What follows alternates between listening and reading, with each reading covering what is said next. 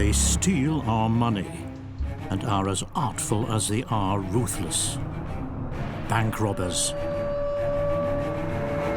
In Germany, the Commerzbank in Zehlendorf, the thieves take hostages and threaten to kill them. The first special forces showed up in athletic clothes. They came from playing soccer. There was no time to change. In Argentina, the Banco Rio, the robbers manage a spectacular escape through the city's labyrinthine sewer system. It was a perfectly planned coup, except for one thing that the bank robbers didn't see coming. And in Belgium, the Diamond Center. Value of the loot, at least 100 million euros. We were absolutely shocked when we entered the safe room. How do investigators track them down and arrest them? The boldest bank robbers of all time.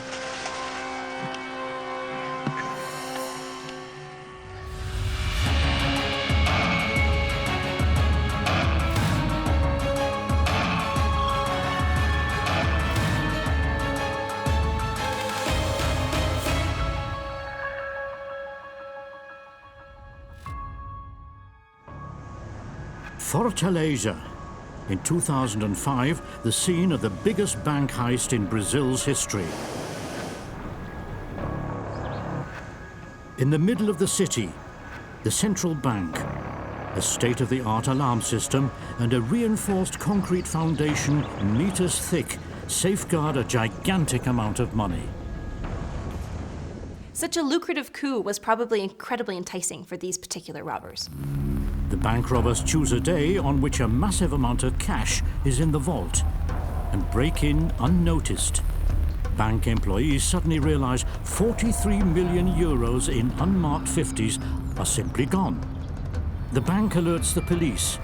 Lead investigator Antonio Xixu dos Santos takes over the case.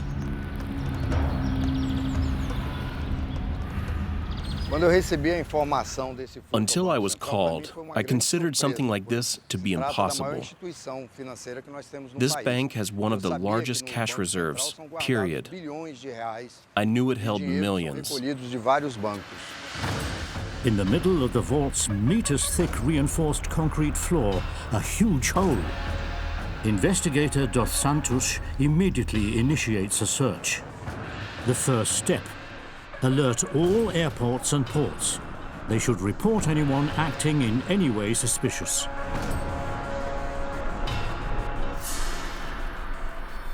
Complex robberies of this kind, especially when they're very successful, the biggest problem is not so much the robbery itself, but what happens after the robbery. At the same time, the forensics team works intensively in the bank. They want to examine the tunnel. But first, they must make sure that no explosives are hidden there. Investigators make their way forward carefully. It's quickly clear how much effort the robbers have expended. When I heard the central bank was robbed, I knew a bigger group had to be behind the job. A single individual could never get around the bank's complex security system.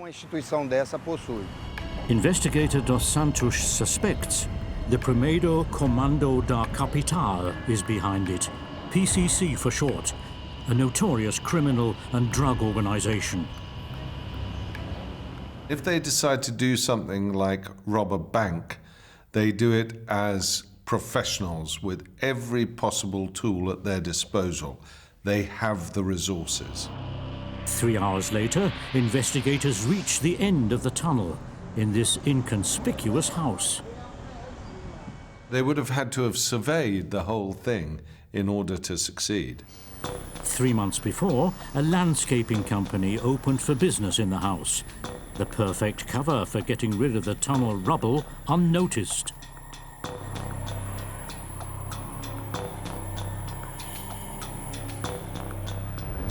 From here, the robbers dug through the earth under the Brazilian metropolis to their goal 100 meters away, the central bank of Fortaleza. A few hours after the break-in, investigators have their first lead. Preliminary investigations showed that the robbers gained access to the bank from here.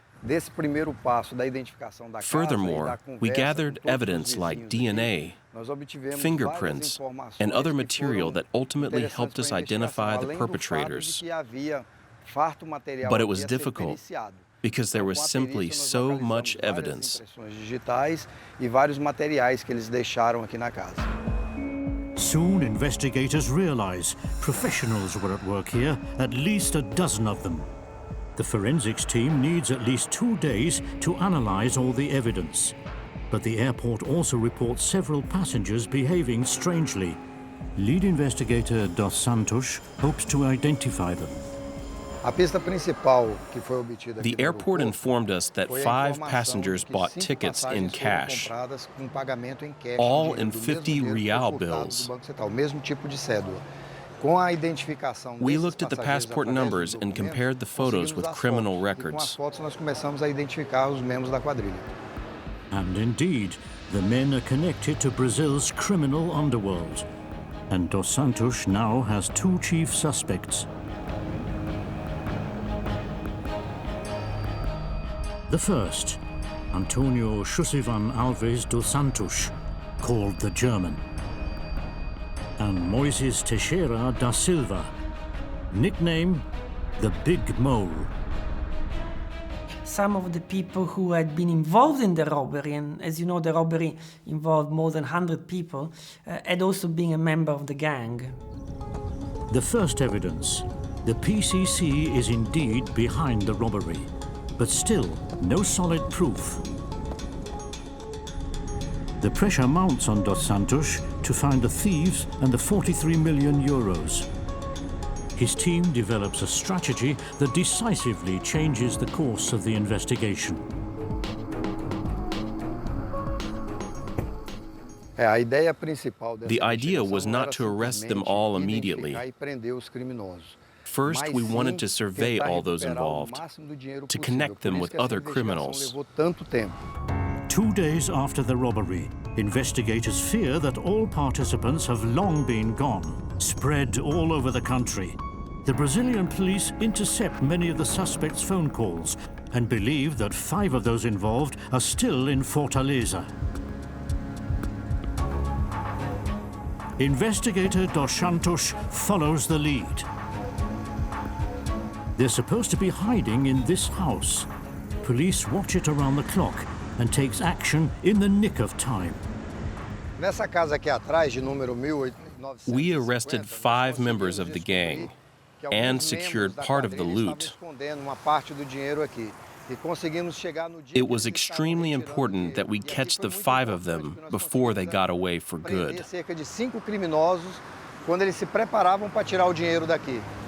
After hours of interrogation, the culprits fold.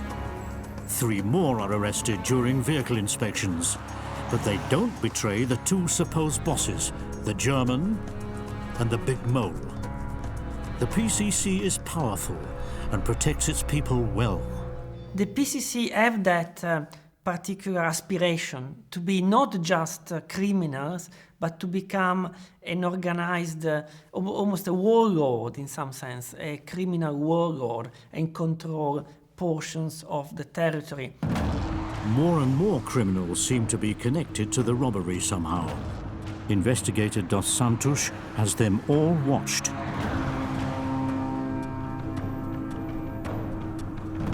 The forensics team continues to search the house and tunnel, and ultimately finds in the rubble a prepaid cell phone card. The prepaid card was very important. We found out what number it was connected to and what calls were made with the card. This let us identify even more people involved. Meanwhile, over a dozen bank robbers are in jail. Almost all of them are connected to the German and the Big Mole. Surveillance, tailing, wiretapping. More and more accomplices are arrested. For an incredible 2 years, investigators tracked down every lead.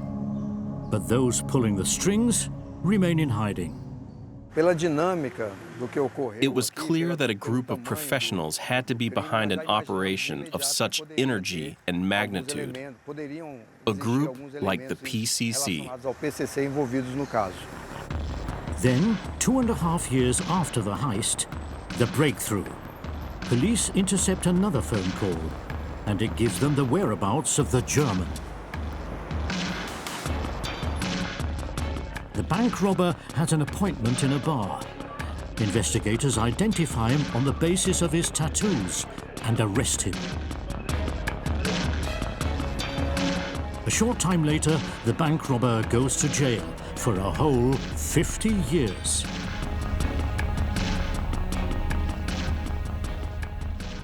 The perfect crime may be perfect at the time of execution, but the really, really perfect robbery is when you can also, get away with the money for the rest of your life.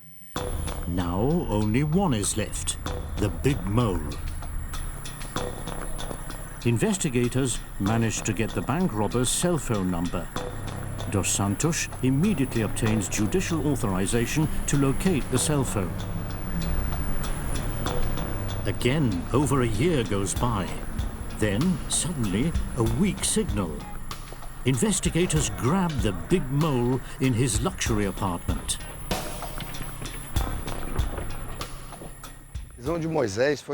Moises' capture was one of the most emotional moments of the investigation.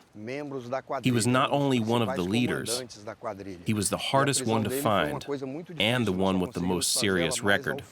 After a long investigation, we finally got him in Sao Paulo. The sentence, 25 years in jail. For the lead investigator, a great triumph. He's locked up about 100 bank robbers. Many of them are still behind bars today. Finally, after over 4 years, after a nerve-wracking and complicated investigation, after I just about gave up on my personal life, I could lead a normal life again. Sensational. I solved the biggest case in Brazil. The only problem is, to date, only about 1/3 of the €43 million haul has resurfaced. The rest has disappeared, hidden somewhere. Or in the hands of Brazil's criminal organization, the PCC. The Fortaleza Tunnel bank robbery, the biggest ever in the history of Brazil, but not of the world. Other bank robbers even break open steel doors weighing tons for a life in the lap of luxury.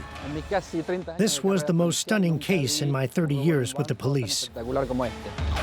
And risk innocent lives for it. Belgium, 2003. Thieves accomplish something that seems impossible. They break into Antwerp's diamond center. This kind of robberies required a huge amount of skill. The haul, at least €100 million, stolen from one of the most secure buildings in the world. Patrick Pay's job to get the victims' money back. They lost all their personal belongings, family relics, and so on. Most of them even went broke because they lost all the money, all the financial resources that they had. How do investigators catch the culprit, perhaps the boldest diamond thief of all time? Antwerp, a port city in Flanders, Belgium, and the world's #1 trading center for diamonds.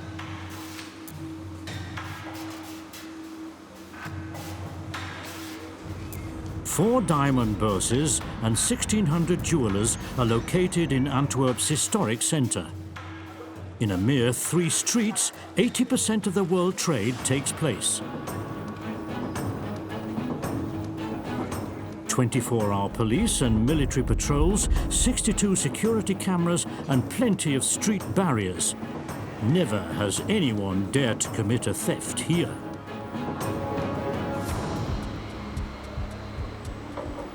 until February 2003. Patrick Pace, special agent on Antwerp's Diamond Squad, gets an emergency call from the Antwerp World Diamond Center. We saw a big crowd standing here, people panic in their eyes. We left the car, we were guided to the cellar. We were absolutely shocked when we entered the safe room. For us, it was unimaginable that in such a secure area, in such a secure building, that something like this could have taken place during the weekend. Estimated value of the haul between 100 and 400 million euros. Robbing the diamond dealers, it's a clever move because the dealers themselves often would not admit that they had those diamonds because they never declared them. What is special is that they were able to enter in that very, very hidden place. Some jewels stored in the Diamond Center are not officially registered, and that means their owners cannot report the theft. But how did the thieves get in? Get past the 3-ton steel door, a lock with over 100 million combinations, magnetic, thermal, and light sensors, and security cameras. The general point here is that all the technological protection that these diamonds had was not enough if you have some insider information. So whenever these robberies are committed, the key variable here is that you have people from the inside who would be able to give you information how to bypass all the sophisticated surveillance and the sophisticated technology. The hunt for the culprits begins. Agent Pace contacts the alarm system headquarters in Brussels directly from the vault. Standing in that room, we immediately took the phone, called to the central, saying we are now standing here in a safe room which has been burglared this weekend. Can you please tell us whether you had an alarm or not?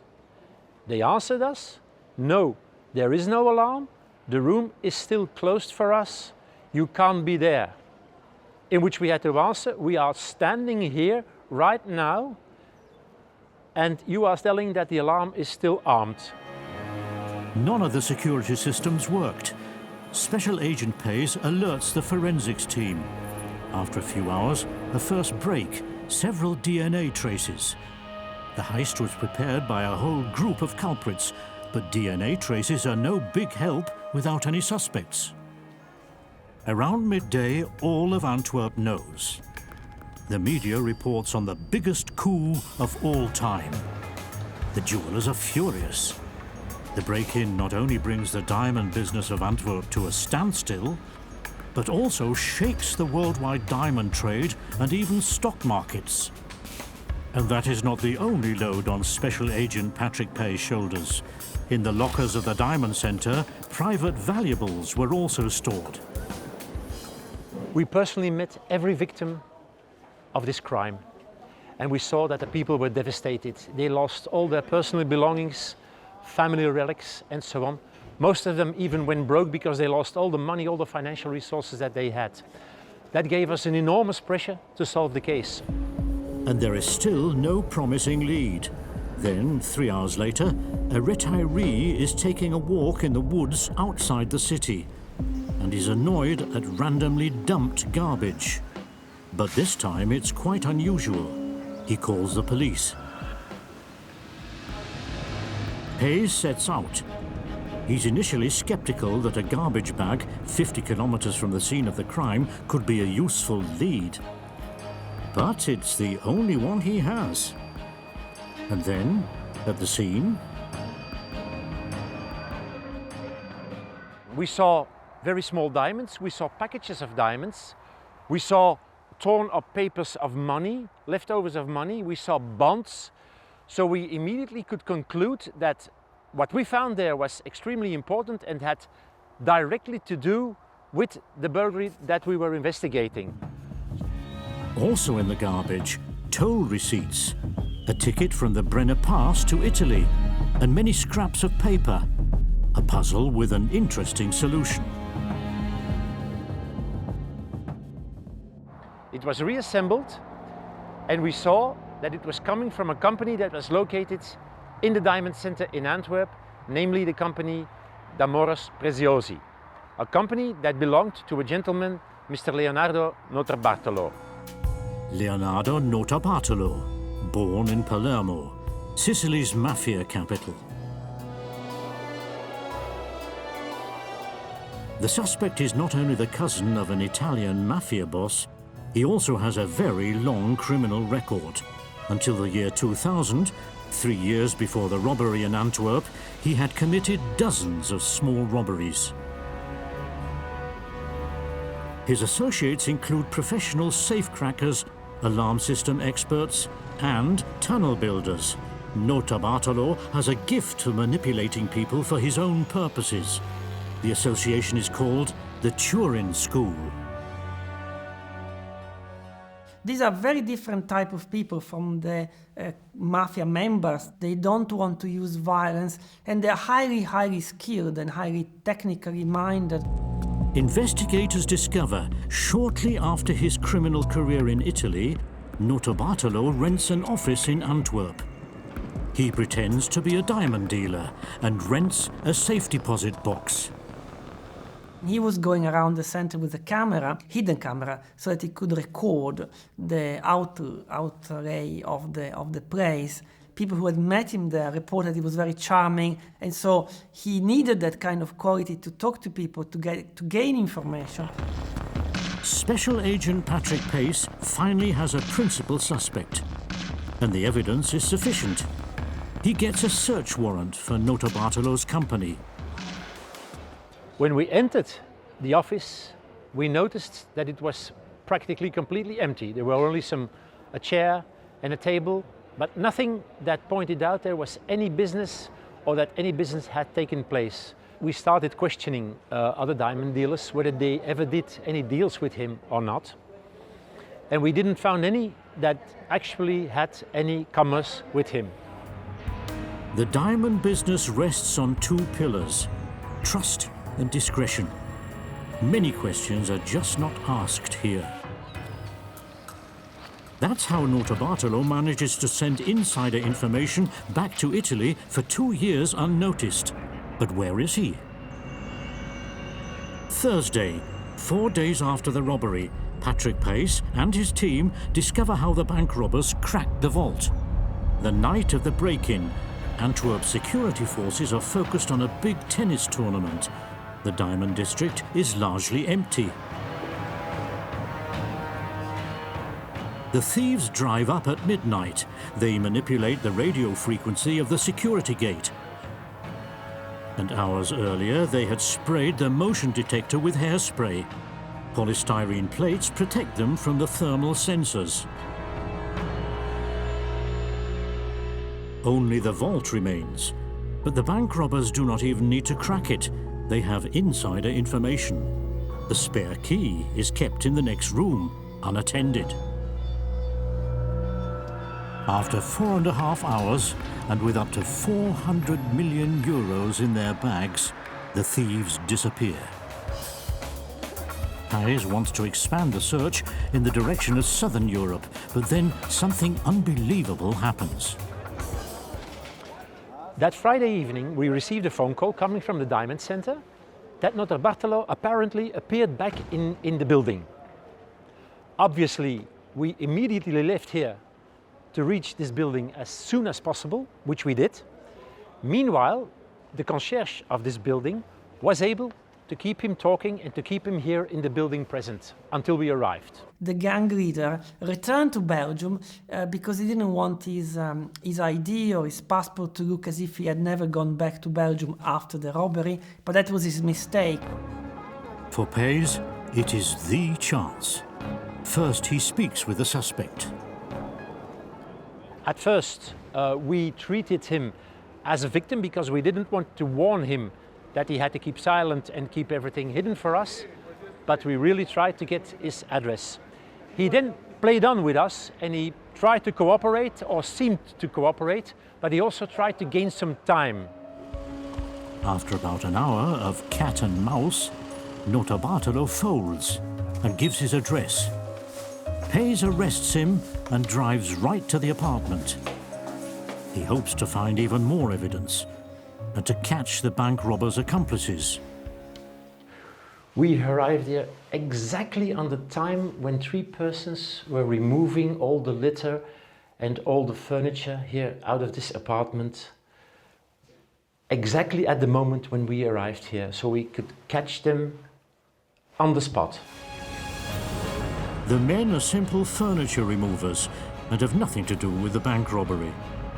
But in the apartment itself, the investigator finds diamonds in the carpet, DNA traces, and the most important thing, cell phone SIM cards with the numbers of the accomplices.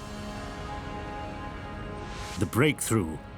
Using the cell phones, Special Agent Pace finds 4 more bank robbers right away and brings them all to trial. The sentence for the accomplices, 5 years and a €5,000 fine. Notarbartolo's punishment is twice as severe.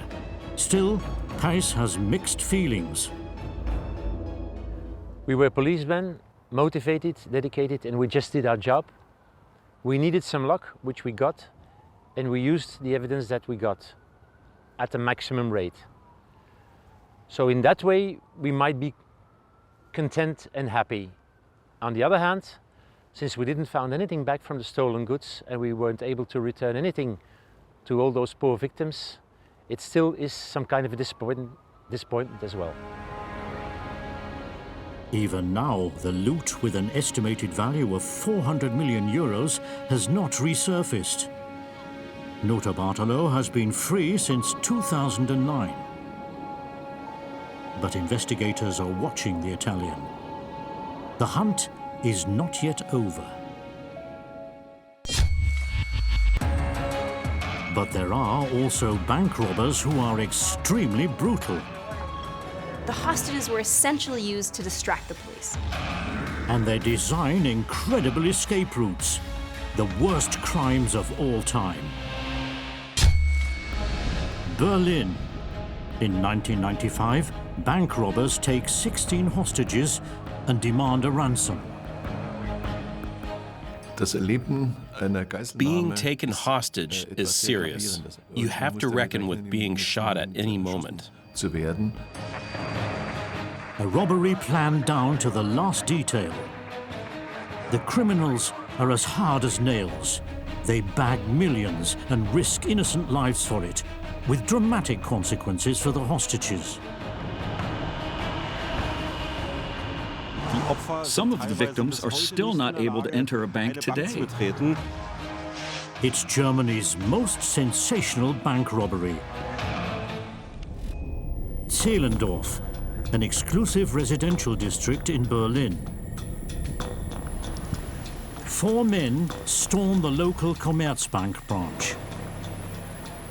A little later, the police arrive. The bank robbers are heavily armed, with machine guns and hand grenades. They've taken bank employees and 10 customers hostage. For the hostages, it's obviously extremely scary because they don't know whether this is a real hostage situation or there is another aim. Chief Superintendent Ralph Kahlbau still remembers the bank, the place it all began in the summer of '95. Everybody available was alerted. The first special forces showed up in athletic clothes. They came from playing soccer. There was no time to change. The foremost goal was to secure the area and try to protect the hostages.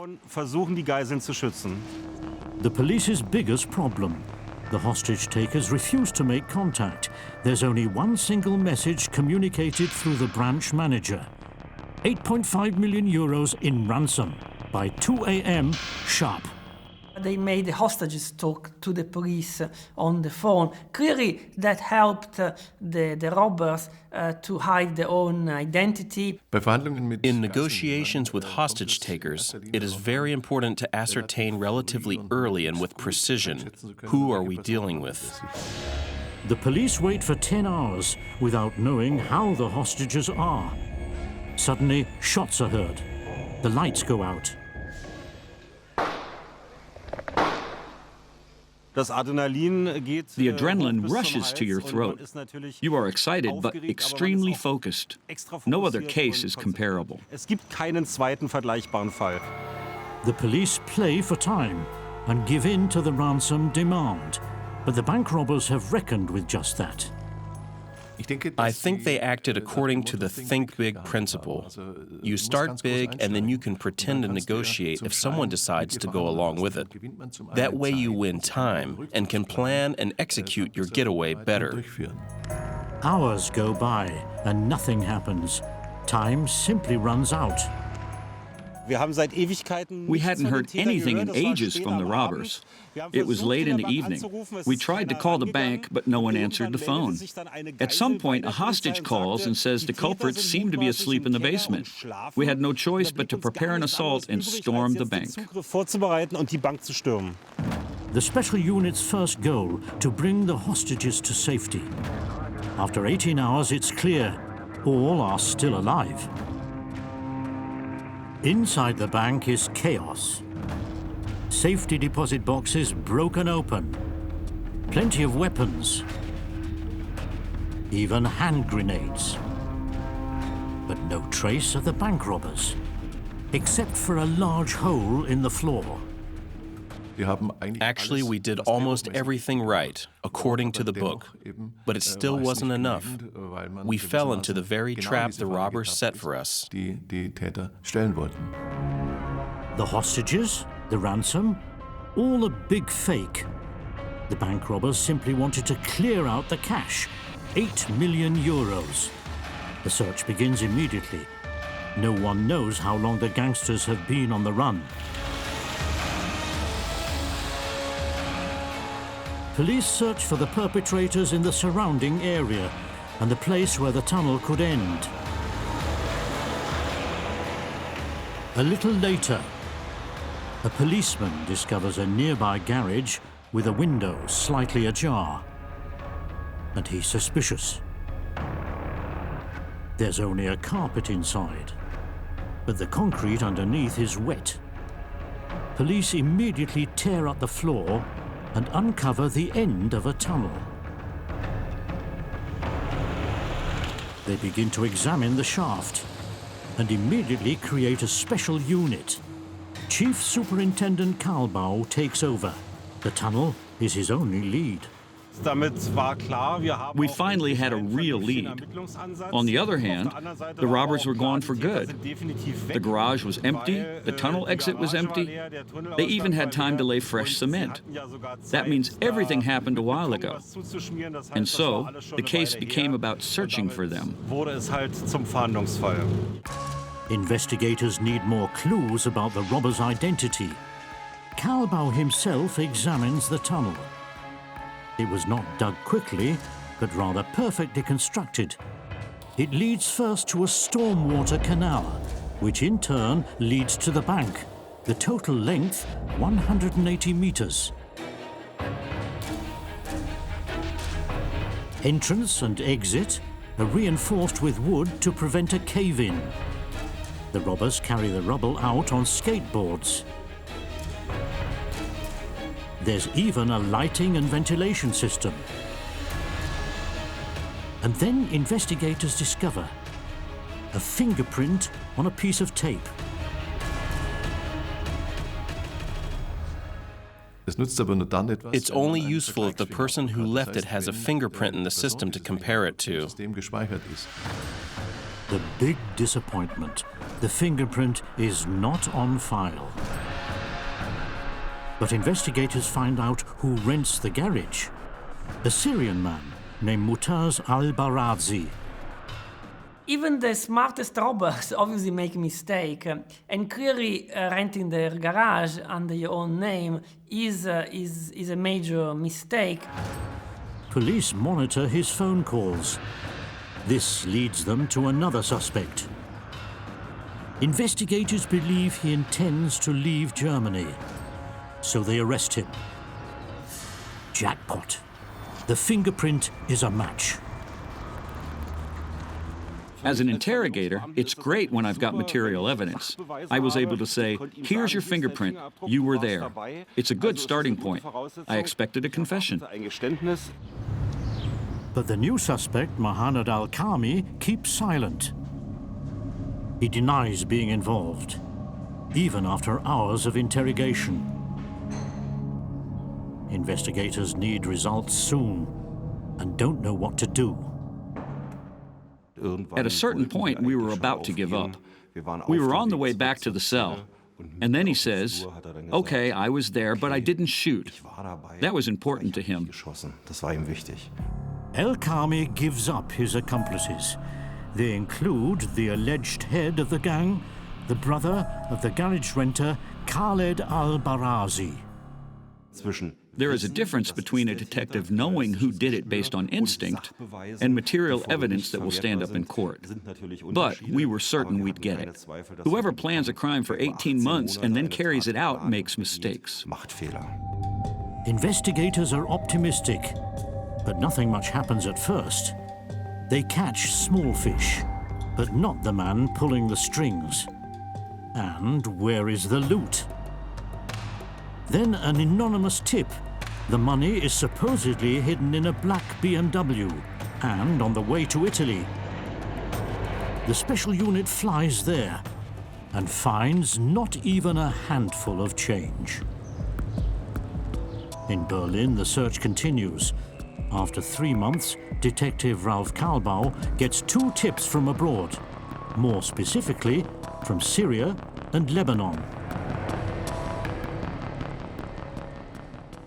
Investigations that cross boundaries are quite difficult for the police, especially for investigations that involve people who are in countries where there is no extradition treaty.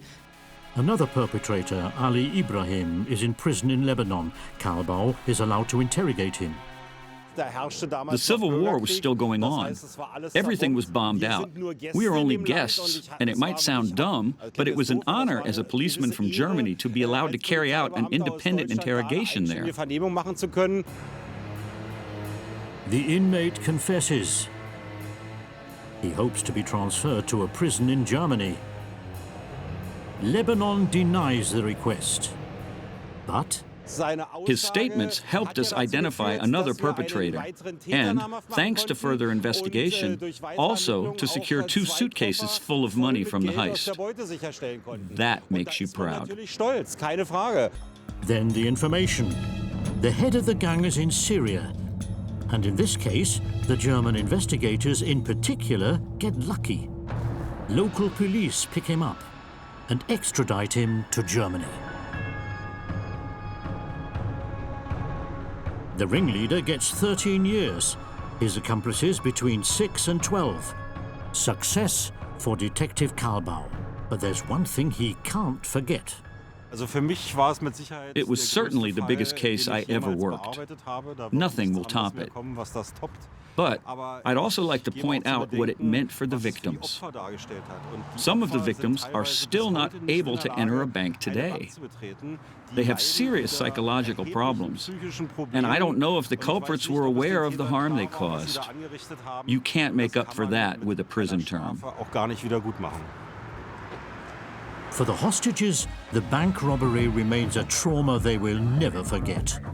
And a large part of the stolen money, a good 5 million euros, is still gone. Things go differently in Argentina. In 2006, gangsters perpetrate the heist of the century. 5 men keep the police on tenterhooks. That was a very stunning case for me and the Buenos Aires police. We never had anything like that before. The bank robbers flee through the sewer system. It was one of the biggest bank robberies in the history of Argentina. Their haul, 7 million euros. Their downfall, an ex-wife. Acasuso, a well-to-do neighborhood in Buenos Aires. January 2006. During business hours, 5 armed men storm the bank at 12:20. Soon after, an employee presses the alarm button. Investigator Marcelino Cotier heads for the bank immediately and arrives there 14 minutes later. Lots of things are going through your head. You don't know exactly what's going to happen. The amazing thing, the bank robbers make no demands. They simply keep quiet. The police wait. The police, in fact, wants to buy time themselves in order for the situation to diffuse. Bank robberies. For the Argentinian police, a sensitive issue. 6 years earlier, 2 hostages accidentally died during a similar robbery. Investigator Cotier is thus under particular pressure. Also because the media is broadcasting everything. All of Argentina is watching live. The families saw the scene on television and came to the bank. They wanted to know how their families were doing. Of course, the robbers themselves could watch what the media was reporting, and so the robbers themselves had some eyes outside of the bank and see what how the situation was unfolding. What surprises investigators? The bank robbers let the prisoners use their cell phones. They call their families immediately. An extremely unusual move for a bank robber. In this case, the bank robbers wanted the hostages to contact their families because they knew that the families would then put additional pressure on the police. The hostages were essentially used to distract the police. The calls to the families forced the police to take action. They cordon off 3 blocks, placed 200 officers around the building. Simultaneously, they managed to make contact with the bank robbers. But still, no concrete demands. For the police, this is all highly unusual. This was the most stunning case in my 30 years with the police. 3 hours later, the bank robbers finally get in touch. But it gets more bewildering. Their demand? Lots of pizza and beverages. The police provide everything, and then contact is broken off. A hostage calls.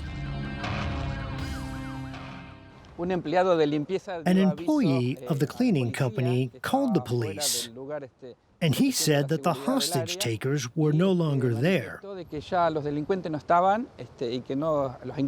That was the moment when our special unit got ready and entered the bank. The strike. The police storm the bank. First, a great feeling of relief. All 23 hostages are uninjured. But the bank robbers are gone. Investigators have a theory. When we got into the bank, we checked all the hostages' passports and questioned family members. We wanted to make sure they were hostages and not the robbers. But no trace of the hostage takers. Same with the contents of the vault. Value of the theft? The equivalent of 7 million euros in cash. Investigators discover a hole in the wall in the bank's basement. Inside, a suspicious object. It's difficult to make out. It could be a live bomb. The bomb unit is called in. Once again, investigators lose valuable hours. Time that the bank robbers use. Even when the bomb unit gave the all clear and we could finally get into the tunnel, we still had no idea where the bank robbers were. It's already early evening when Cotier and his team finally slip through the hole. The surprise comes after only 10 meters. They're in the local sewer system. A huge labyrinthine network of pipes and canals. One of them leads Cotier after only 1 kilometer to the nearby river, Rio de la Plata. The escape route seems obvious. They escaped through the hole in the bank. But beforehand, they dug a tunnel there from the sewer system. That's how they got to their rubber boats. But when Cotier's men arrive at the end of the tunnel, they find nothing. The bank robbers have set police on the wrong track. The perpetrators have fled in the opposite direction, not towards the water, but through a manhole into the city. And now they're gone. What have the investigators overlooked? Cotier goes back through each step. The delaying tactics. The bank robbers negotiated for hours with the police without asking anything in particular, and the reason for doing that was precisely to buy time. Then the pizza delivery. Again, dead end, no lead. But then the telephone calls. Was it really only the hostages who made the calls? They analyzed all the phone calls made in the vicinity of the bank, hoping that some of these people would be connected to the robbers, not just the hostages. For 3 years, investigators analyzed 25,000 cell phone calls. The result? 5 suspects, but no proof. It was a perfectly planned coup, except for one thing that the bank robbers didn't see coming. It was the jealousy of a spurned wife.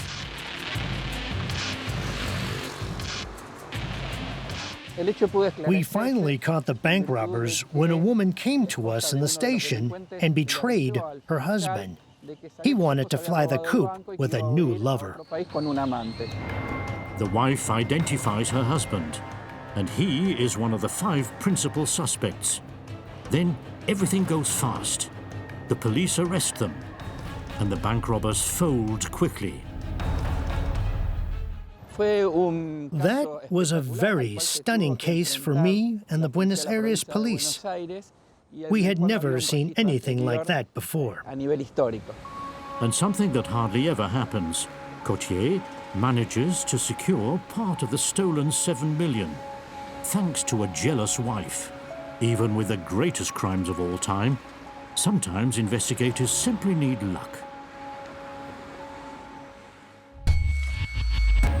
Bank robbers. They forge ingenious plans to realize their dream of getting rich. And they put lives at risk. Most of the time, they did manage to hide the loot. But not once did they get away with it.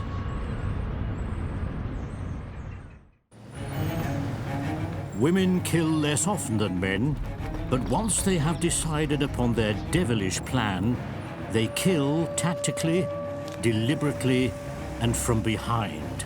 Poisoning is always said to be the woman's murdering process. In England, a female killer dupes police for weeks. But nobody thought a woman could be behind it. In Germany, a loving wife mixes hydrocyanic acid in with her husband's pudding for years.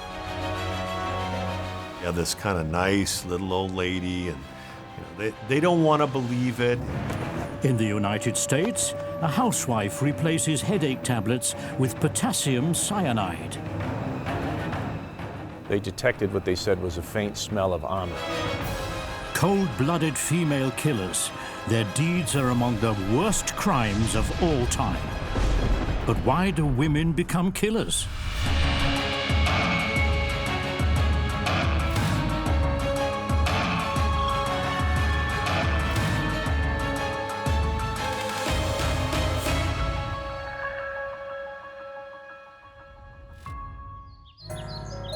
Orange Springs, Florida.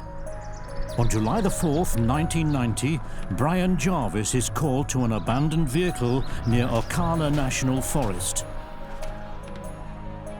The driver, Peter Zeems, has been missing for days.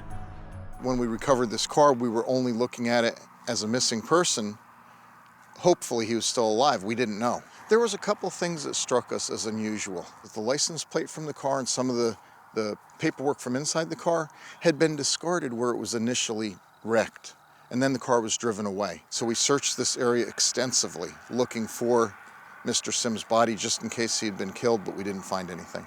What was difficult for the police was there was nothing to find at the crime scene where the cars were dumped. Not even 4 weeks later, the detective makes his way once more to a crime scene in the woods. A family on a picnic near a lake makes a horrific find. Detective Brian Jarvis immediately has a bad feeling.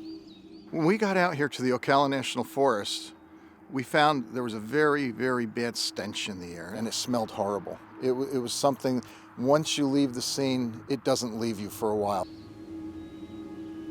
The odor of decay. When we started looking around the area, we saw a badly decomposing body in the weeds. We realized it was Troy Burris.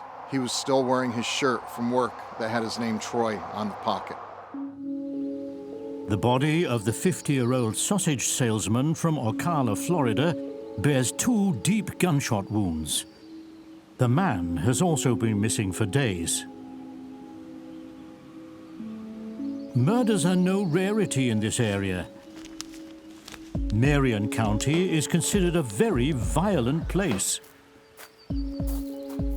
There was no connection at this point as far as a serial killer goes. It was just another one of those killings that we had.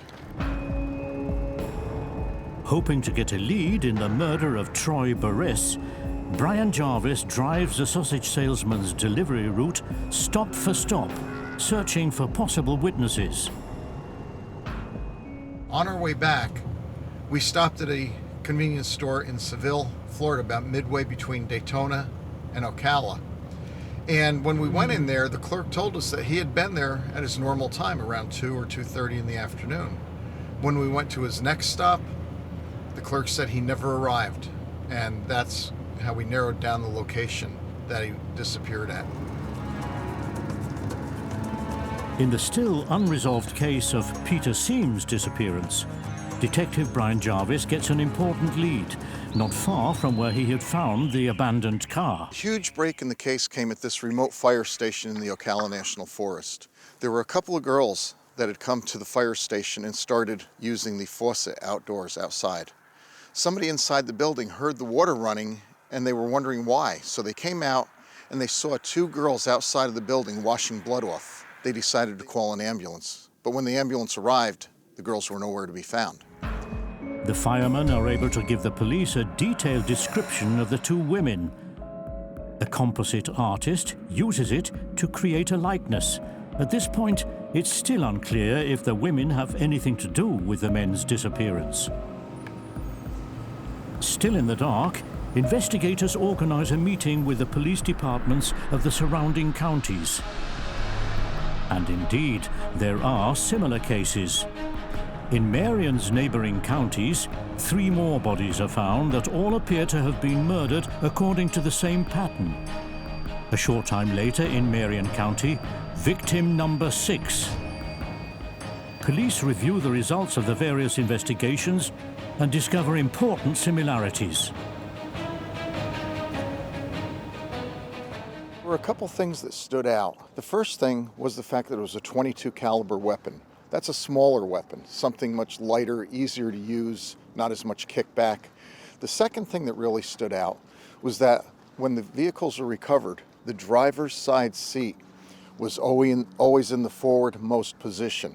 So we put those 2 things together, and when we first realized what we had, it was very intimidating. It was something we hadn't dealt with before. Is it possible we're looking for women? So far, Brian Jarvis has assumed the killer is male.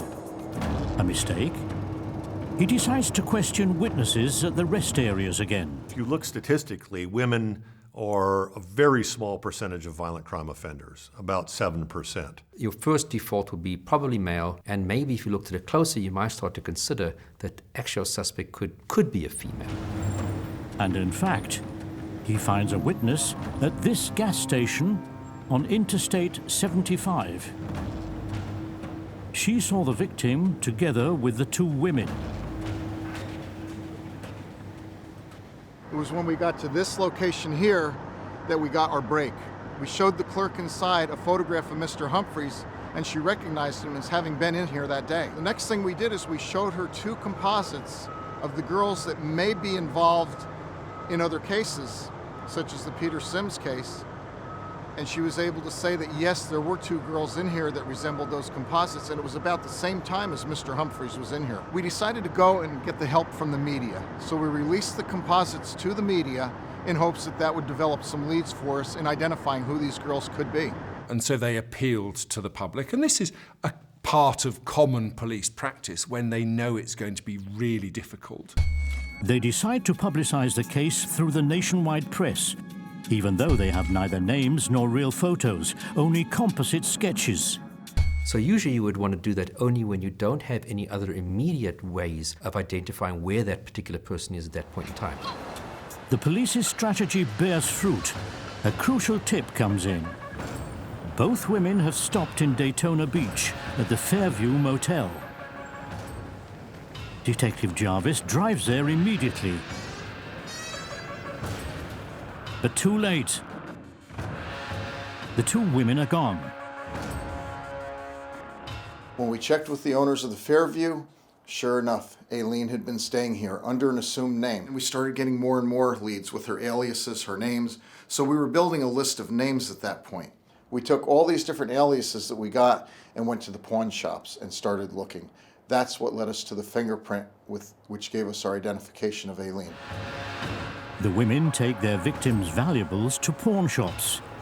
In the US, this means they have to leave their fingerprints on file. Not only did she have to leave a signature, she had to leave a fingerprint. And once they had that fingerprint, of course, they could search the police records in which her fingerprints were already available, and then they had the name of the person who'd handled that property. The question was, where was Aileen Wuornos? Aileen Wuornos has previous convictions for armed robbery and assault. But is she also a killer? Brian Jarvis gets a tip. The two women have been seen in a biker bar in Daytona Beach. We didn't have enough information, enough evidence to convict her yet. And our prosecutor told us we didn't have enough evidence. Our problem was we didn't want to take a chance on her killing somebody else. We knew there'd be a huge party at the last resort coming up very shortly. And we thought if she got on the back of a motorcycle or in a car and took off, we might not locate her again. So police offer Tyria Moore a deal. They promise her immunity from prosecution. So the investigators approached her girlfriend and asked her to make telephonic contact with Aileen to try and get her to confess and tell more of what had happened. Once Aileen found out that her lover had actually done this with the police, it completely destroyed her. This was Aileen's closest, dearest friend. The only person in her life that mattered had basically betrayed her. Aileen Wuornos is taken into custody, and Brian Jarvis gathers evidence for an indictment for multiple homicide. The main thing here was now we had to build our case because we had very little to start with when we interviewed her. So now with her statement, she told us where the gun was and where some of the evidence was, and that allowed us to put things together to where we could prosecute her. So ultimately it was good old-fashioned police work that led, and cooperation of the community that led to them being identified as the suspects in these murders. At first, Wuornos is indicted in Volusia County for only one murder. She doesn't respond to any of the other allegations.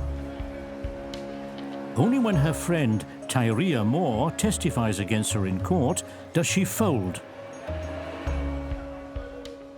And a few days later, that's exactly what Aileen did. She confessed to the police all of the murders. The world must have just crumbled in front of her eyes.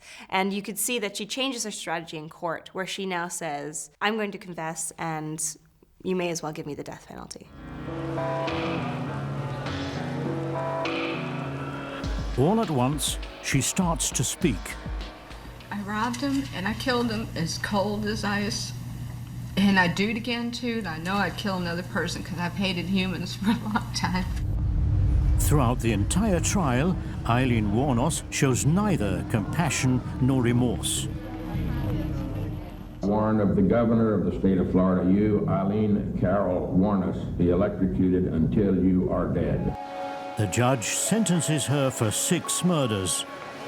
Y'all gonna sentence me to death row probably 3 more times. How many times you people want to kill me anyway? 10 years later, Aileen Wuornos dies by lethal injection. For Detective Brian Jarvis, the fitting punishment. If I had to describe Aileen in one word, it would be evil. She didn't stand a chance growing up. She had a bad childhood, a bad adulthood, and she just cared about herself, having fun and partying and living whatever life she enjoyed. She never cared about the other people. She never cared about her victims, their families. She was just pure evil. Female serial killers like Aileen Wuornos often fall through the cracks at the beginning of investigations.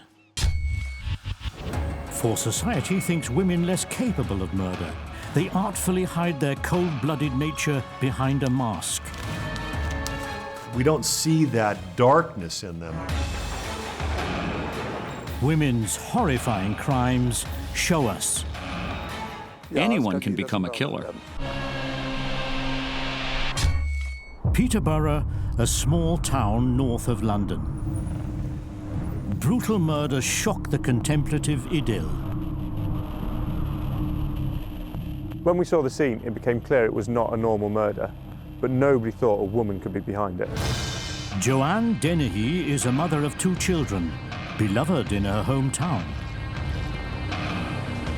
But the young woman has a bloody hobby.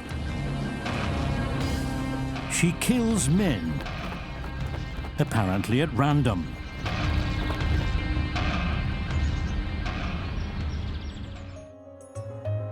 Good Friday, March the 29th, 2013. The Peterborough police receive a report of a burnt-out car. 1 hour later, Kevin Lee, a building manager and father of 2 children, has not come home. His wife reports him missing. The next morning, Stephen Briggs, a journalist for the Peterborough Telegraph, is listening to the police radio. Someone out for a walk has found a male corpse along a dirt road outside Peterborough. So when we arrived at the scene, the police had already started their investigation here. A dog walker had found the body of Kevin Lee in this ditch, and there was police tape and cordon off the area. The body had been found in a black sequin dress, and this suggested to us it wasn't going to be a normal murder case. It was something much bigger than that. The area where Lee's body was found is too remote to yield any leads. No witnesses, no security cameras. So the investigation starts off. A farmer finds the body in a ditch, wearing a sequin dress, multiple stab wounds, but nothing that points in the direction of a particular suspect. Just like the police, Stephen Briggs begins investigating the same day. The first lead takes him to one of the apartment buildings managed by Kevin Lee. Neighbors there report a rumor that Lee is having an affair with Joanna Dennehy. Briggs drives to the social housing district where Dennehy lives. In the row houses near Rolleston Garth, he investigates who the woman is. Joanna Dennehy is a single mother of 2 children and is said to have a violent boyfriend, Gary Stretch. Did he commit the murder out of jealousy? Gary Stretch was a well-known criminal in Peterborough. He'd been in and out of prison a number of times for burglaries. He'd even been found not guilty of a murder charge at one point. It made sense that police were linking to him. He was 7 foot tall, he's got the physical capability to carry out a crime like this, and his history suggests that he could have been involved. At this point, no one believes that Dennehy is behind the brutal killing. Women tend to use less violent methods. Poisoning is always said to be the woman's murdering process.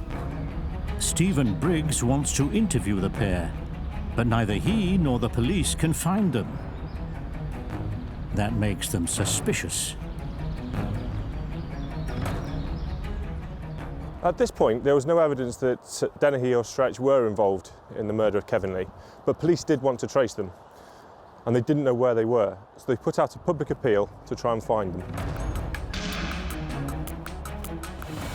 When you know that the person that you're looking for, but you're not sure where they are, of course you start to go around to friends and family, ask if they've seen this individual. If they have a vehicle, you put a bulletin out saying, please, if anybody sees this vehicle, report it to the investigating officers. The couple has long since left Peterborough. But they're not keeping a low profile for long. They commit a small robbery at a gas station north of the city. Eventually the car would have been found, but the clue that made it quicker was the robbery at the petrol station with the CCTV and the car recognition numbers. That gave the police the clue. The police are hot on Dennehy and Stretch's heels. But the pair apparently feels safe and is not afraid to attract attention while on the run. On the contrary. When she discovered that the police had put an appeal out to try and find her, she celebrated. And she also posed in a series of bizarre photographs, including one with a deadly-looking knife. Dennehy consciously adopts the persona of a bad girl. Once again, the young woman is recorded by a security camera at a gas station. But by the time the police show up, the couple are gone. Her big role model was Bonnie and Clyde, and that she was going to kill 9 people, just like Bonnie and Clyde had done. 2 days after the discovery of Kevin Lee's body, Hereford, 120 kilometers to the west, becomes a focus of the investigation. That is where Dennehy strikes again. The couple drive through the small town's quiet side streets in search of their next victim.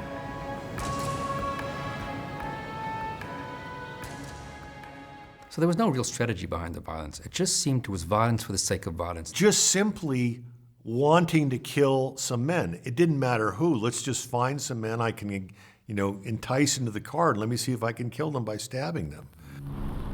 On April the 2nd, 2013, a call comes into the police. Robin Bereza, a retired man, has been stabbed almost 40 times and is in critical condition. Neither Stephen Briggs nor the police recognize in this behavior the typical criminal profile of a woman.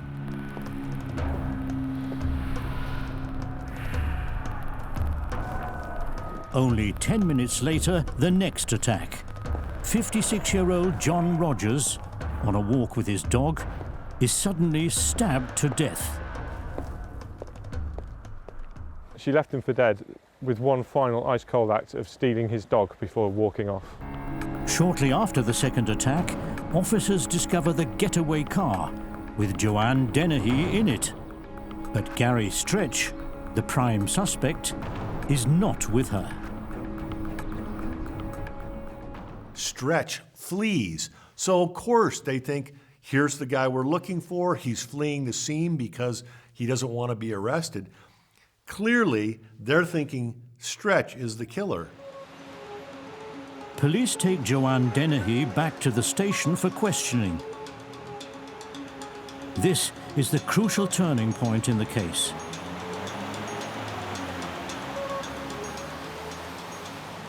It was at this point that police started to realise that it could be Dennehy that was behind this and not Stretch. Dennehy puts on a big show, enjoying the attention of the police officers. It's so bizarre and so far from the realm of what we typically see with females who are violent. If you look statistically, the vast majority of violent crime is committed by men. I think her callous behavior immediately after her crimes was perhaps reflective of the idea that she enjoyed killing these people, that she took pleasure out of the situation, she took pleasure out of the consequences. Dennehy brags about being a murderer. It was just the latest in a long string of things that she'd done throughout the entire investigation. It made me realise that she didn't care about anything else. She just wanted to kill, and she wanted to be known for killing. 2 hours later, Stretch is caught by police. During questioning, he also says that Dennehy is behind the murders, not him. Enjoying other people's pain and violent behavior in general goes against our notion of what a woman is supposed to like. And so this is atypical, not just in terms of what society sees, but it's also atypical actually specifically for female serial killers, who are already very rare. But on top of that, this heinous level, this almost manly level of violence sets her apart from other serial killers. But at this point in time, neither the police nor Briggs knows that there are more victims in Peterborough.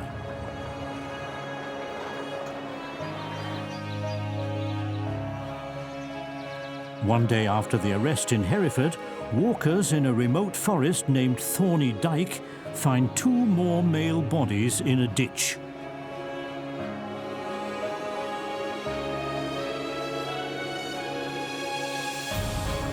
Luka Schlabosewski and John Chapman, both stabbed to death several days before. To start with, the police wouldn't confirm that these 2 deaths were part of the same investigation and linking it to Kevin Lee and Joe Dennehy. But looking at all the factors, the location and other things, it seemed clear to us that it could have been part of that same inquiry and investigation into Joe Dennehy. Traces of DNA on the murder weapon quickly provide certainty. Dennehy used the same knife for all 3 murders. But why does a young woman kill all these men? Before she engaged in these killings, she was actually already diagnosed with something called antisocial personality disorder. Now, antisocial personality disorder, or APD, is different from psychopathy because it's based on a history of violent and deviant behavior. Schlabosewski is Dennehy's first victim. She pretends to be in love with him, lures him into her apartment on March the 19th, 2013, and stabs him to death. Initially, she hides the body in a garbage can.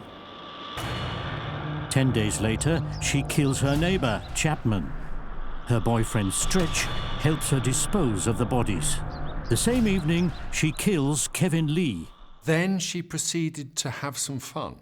She proceeded to dress him in a black sequined dress, to pose him in a way, and to enjoy the aftermath of the killing.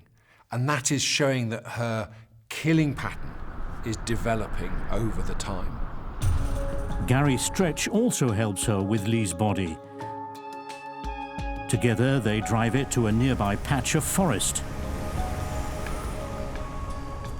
The more we spoke to people who knew Dennehy, the more we discovered she had a certain charisma about her, something that enabled her to get on with people, to make people do pretty much whatever she wanted. But on the other hand, she also had a much darker side to her, which was capable of doing absolutely horrific things. But not only that, capable of doing those things and having no sympathy or empathy with the victims, no remorse, and not thinking about the consequences of what she had done. Joanna wanted the violence. She wanted that close contact. I think she wanted to see the blood and to see the people die. Stephen Briggs also attends the trial. So when Dennehy was in the courtroom, she definitely knew she was the focal point. She was the centre of attention, and that's the position that she craved. Throughout the rest of the hearing, she showed bizarre behaviour as well. At one point, even dancing and joking while in the courtroom. One of the bizarrest things that I've ever seen in my career in what was the biggest story that I've ever covered. In 2014, The 31-year-old is given a life sentence. In prison, she becomes pen pals with a construction worker from Sussex, and they get engaged.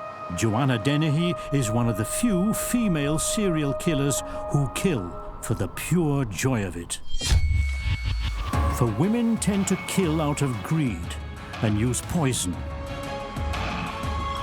Difficult to prove and easy to administer. The victims suffer an agonizing death. Death by cyanide is quite painful because the individual knows that although they're breathing, they're getting no oxygen. Kempen, Germany, Maria Felton comes to the attention of the homicide division. Over a period of 20 years, she murders one husband after another. We don't see individuals, we don't see that darkness in them. But she has a dark side, shocking even to experienced investigators. Life shows you, anyone can become a killer. But why does the mother of 6 children kill her husbands? Kempen, a tranquil small town near Düsseldorf. Until April the 27th, 1983. The homicide division receives an unusual complaint. Detective Chief Superintendent Helmut Schmidt works the case. I was surprised because I had never heard of a 63-year-old woman, that's how old she was then, killing 3 men or 3 people without anyone finding out about it. Maria Felton's own daughter-in-law files a complaint against her. Allegedly, Felton confessed to her to having poisoned 3 husbands. Helmut Schmidt begins investigating. This doesn't make sense to them. You have this kind of nice little old lady, and they don't want to believe it. It doesn't really, it doesn't fit in with the scenario that they're thinking of. Plus, they've had doctors, medical doctors signing off on the natural deaths. Are the accusations true? Schmidt must find out more about the accused and her family. So we drove to Kempen and checked out Mrs. Felton, the Felton family, and the Felton children to see if the family had any criminal past. The detective speaks with Maria Felton's immediate family, other relatives, and neighbors. Does the friendly mother and grandmother have 2 faces? Schmidt learns that Maria Felton benefited financially from each of her husband's deaths. But is that a motive for murder? Maria actually hated men, but she also wanted money. This is the house where Maria Felton once lived with her husband number 2, Peter Eulenpesch. They marry in 1959. After a few years, he files for divorce and dies shortly thereafter. Detective Schmidt finds out that Eulenpesch decided to get a divorce after his wife forged his signature on a loan application. The forged signature was a clear signal for us. Time to take action. The forged loan application and the daughter-in-law's statement cause Schmidt to do something drastic. He has Maria Felton's last husband exhumed. Ultimately, you're a good Christian and you know what it means to disturb a body that should be resting in peace. It's not easy to dig up someone like that. But the detective has no choice. It's the only way to prove one murder and prevent another. We knew that Mrs. Felton had a new boyfriend. We knew she wanted to take a trip with him. And I don't think we were sleeping peacefully at the time. We were concerned and we were scared that the next man would have to die when anything happened that she didn't like. According to her daughter-in-law's statement, Maria Felton poisoned her husbands. Schmidt sends the exhumed body to the forensics lab in Aachen. What will the autopsy reveal? Not every poison leaves traces over a long period of time. What then? Schmidt waits for the results for 2 weeks. Then comes a call from the lab. They have indeed found hydrocyanic acid in the corpse. Her method was to use a poison, E605, which is a pesticide. It's a trifluoroacid. And it has a blue colour in it to demonstrate that this is dangerous. So now they have the motive, the money that she's getting from the account, and then they have the method by which he has been killed. Detective Helmut Schmidt is now able to clearly prove the murder of husband number 3. He arrests Maria Felton at home and interrogates her. But the old woman says nothing in response to the charges. At first, Maria Felton wouldn't talk to us one bit. When we told her the allegations, no response at all. Except, I didn't do anything. Her words were self-assured, but she is behaving like someone who is subservient. Head down, tense, fidgety hands, no eye contact. You could feel her insecurity. Schmidt puts pressure on Maria Felton, threatening to exhume her other 2 husbands as well. Using that leverage would help get it to come to a point of a confession. Of course, whether she agreed or not, they might still have gone and exhumed those bodies. But Maria Felton doggedly persists in her silence. When you find a successful modus operandi, typically you will keep with that modus operandi if it works for you. So she's having great success using this poison. Detective Schmidt has no option but to have her 2 other husbands, Peter Eulenpech and Heinrich Uekerseifer, dug up from their graves. Then she confesses to everything. Yes, I did it. What? You did it? Yes, I killed my husband. I poisoned him, and then he died. And you can feel yourself freeze up. These are the high points in a detective's career. To get a confession for which you know you have worked long and hard. But it was worth the effort, and it is fulfilling, no doubt at all. Schmidt's instinct was right.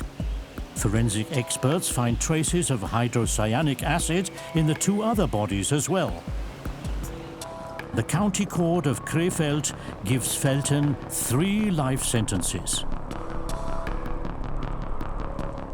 For 20 years, Maria Felton managed to commit murders in Germany undetected. During the trial, she also admits to having murdered 2 other people, her father and her aunt. Maria Felton, a seemingly loving wife, mixed the poison in with her husband's blueberry pudding. And I think that's what's disturbing to most of us. We don't see individuals, we don't see that darkness in them. To this day, the case continues to preoccupy Schmidt. Mrs. Felton made me reflect. Who can become a killer? Can anyone become a killer? Yes, life shows you. Anyone can become a killer. Even seemingly harmless women one would never think capable of it.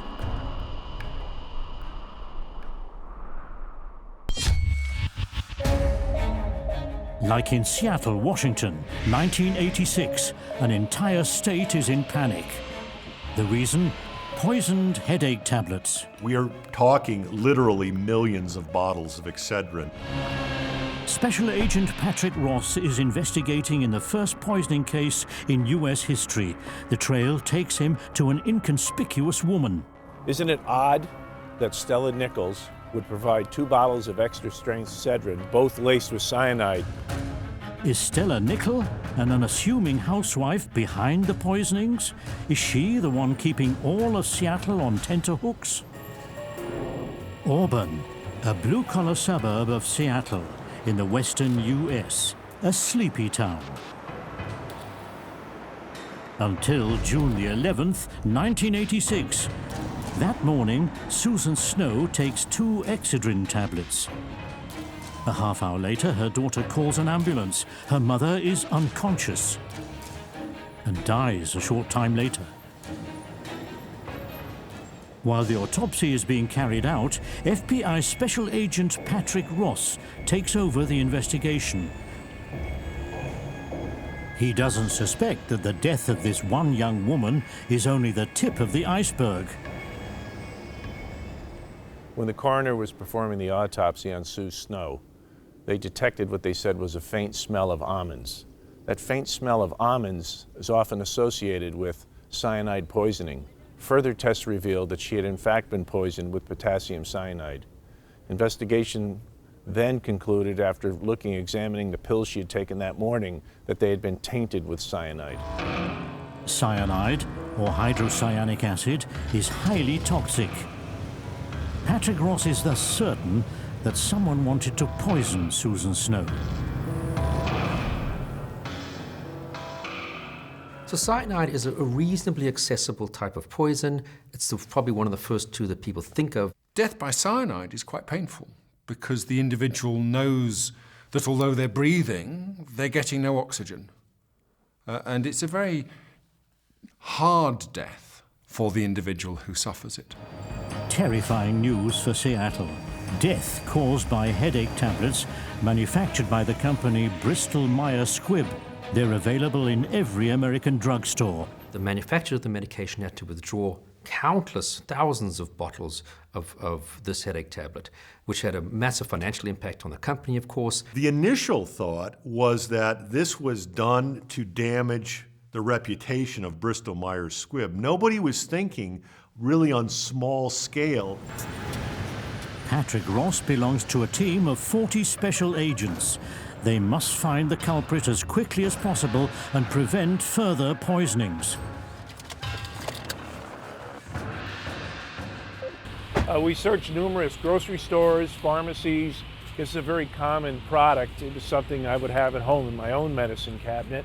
And knowing that possibly there were more bottles out there, people's lives would be at risk.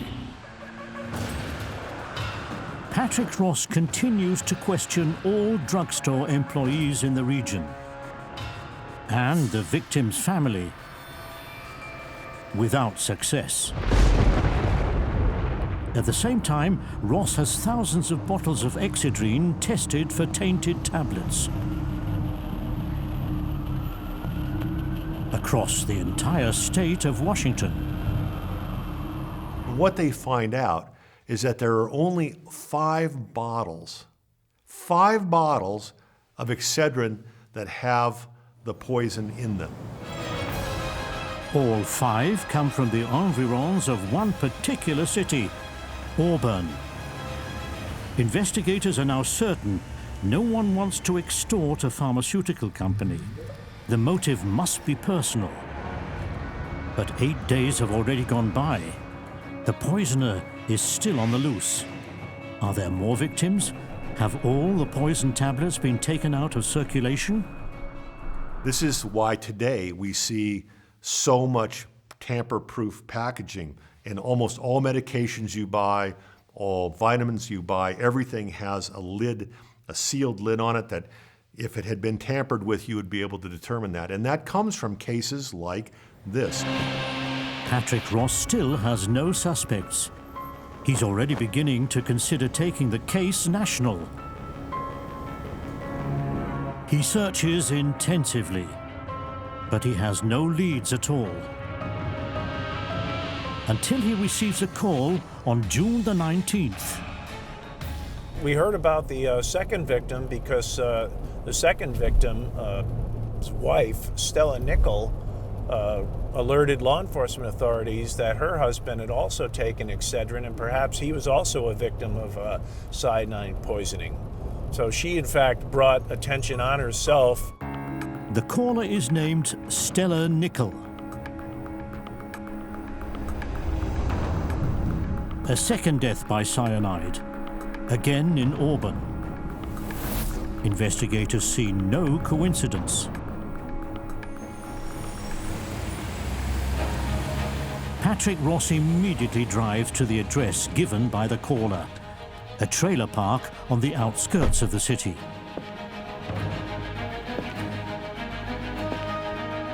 Stella Nickell declares that her husband also took a headache tablet, and he died a short time later.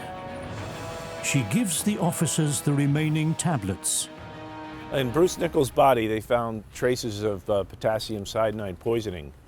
And isn't it odd that Stella Nickell would provide 2 bottles of extra-strength Cedrin, both laced with cyanide, that she claimed she got from 2 different stores in the Auburn area? Of thousands of bottles of the medication in circulation, Stella Nickell ends up with 2 tainted ones? Bad luck? Or is something more going on? If you're looking at it statistically, the likelihood of one person buying 2 bottles of Excedrin that were both poisoned with cyanide out of literally 1 million bottles of Excedrin across the United States is exceptionally rare. And that really brought the focus of attention onto Stella. Who is this woman who seems to have such bad luck? Born in Oregon in 1943, she grows up very poor. Her father is an alcoholic and beats her. She grows up with drug issues, with alcohol issues, surrounded by violence, surrounded by poverty. This is fertile ground for Nickell to become, ultimately, a disturbed young woman. Life had not been good to Stella. Stella Nickell gets pregnant at the age of 16, travels through the country on her own, and survives on theft and deception. In 1974, she meets her future husband, Bruce. They're brought together by their common love of alcohol. He saw the problems that it caused him, and he became dry. And as a result, she began to hate him because they couldn't go to the bars anymore together. A devilish plan forms in her mind. She will poison her husband and cash in on his life insurance policy. To get the money, his death must be an accident. Tainted medicine is an accident. For Patrick Ross, the various pieces of the investigation's puzzle finally make sense. For her husband's death to look like an accident, other people must also die from the same poison. But how can Ross prove it? They find something interesting. Within the cyanide-laced capsules, they find these tiny microscopic green flecks. And those are in all of the poison capsules. And they discovered that it was a material used to clean aquariums. Ross knows that Stella Nickell has an aquarium at home. If someone testified that she used the same algicide product that had been identified, Ross would have his first piece of evidence. He takes Nickell's photograph to over 60 stores. In this store, agents were able to determine that Stella Nickell was one of the customers here, and she had in fact purchased the algicide that was mixed in with the cyanide. This was a key piece of evidence because this linked her to the deaths of the 2 individuals. Patrick Ross is certain Stella Nickell crushes the poison in the same dish she uses for the algicide product for her fish. But how does someone like Stella Nickell know about cyanide? Her daughter tells Ross that Nickell has recently spent a conspicuous amount of time in the local library. Half a year after the first murder, this library becomes a focus of the investigation. Some of the agents went into the library and took several of the books that talked about potassium cyanide, sent them back to the FBI laboratory for fingerprint analysis, and wouldn't you know it, 3 or 4 of those books contained Stella Nickell's fingerprints on the pages that talked about potassium cyanide. Now there is enough evidence for an arrest. Ross's model investigation brings the jury to a unanimous decision: 90 years in prison for murder and product tampering. In the end, we as an investigative team were elated that all our effort had paid off, and we had enough evidence to not only charge Stella Nickell, but convict her and put her in prison. Stella Nickell is still in prison today. Because of her greed and her perfidious plan, an innocent mother had to die. Not even her husband suspected anything. Thanks only to Patrick Ross's outstanding investigative work, more poisoning deaths managed to be averted. Women who become killers often exercise a certain fascination. Their acts are artfully planned and carried out in cold blood. Women kill less often out of pure desire and more out of greed or revenge. 2/3 of their murder victims are men.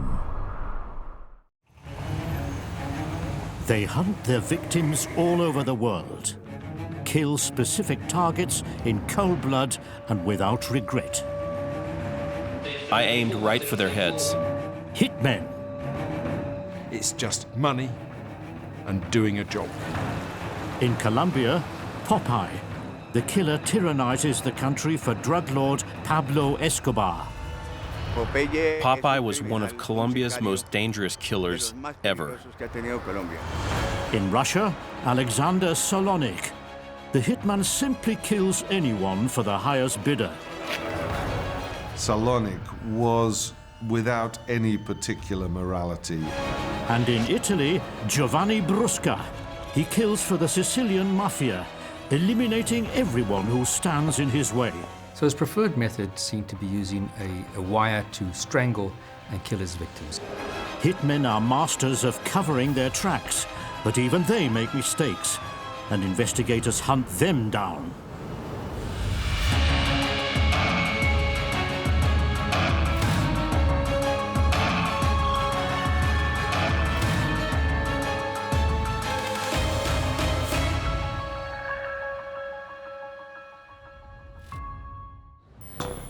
Hamburg, Germany's second largest city.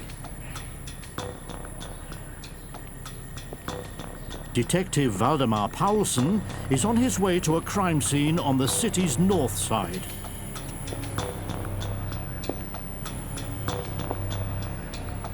The victim, a known pimp, shot at the wheel of his car. Peter Feilmeyer made enemies by being erratic. Whenever cocaine deals were made, he always took the largest share of the profit for himself. Peter Feilmeyer is properly executed from behind with a precise shot to the head. So his victim was shot execution style at the back of the head. And now that's usually quite a clear indicator that this was not a standard kind of argument that got out of hand, a domestic violence scenario. It was clearly with the intention of just killing this particular individual. At the time, Waldemar Paulsen and his partner are the only detectives in the red light district. They know from experience St. Pauli is a rough neighborhood.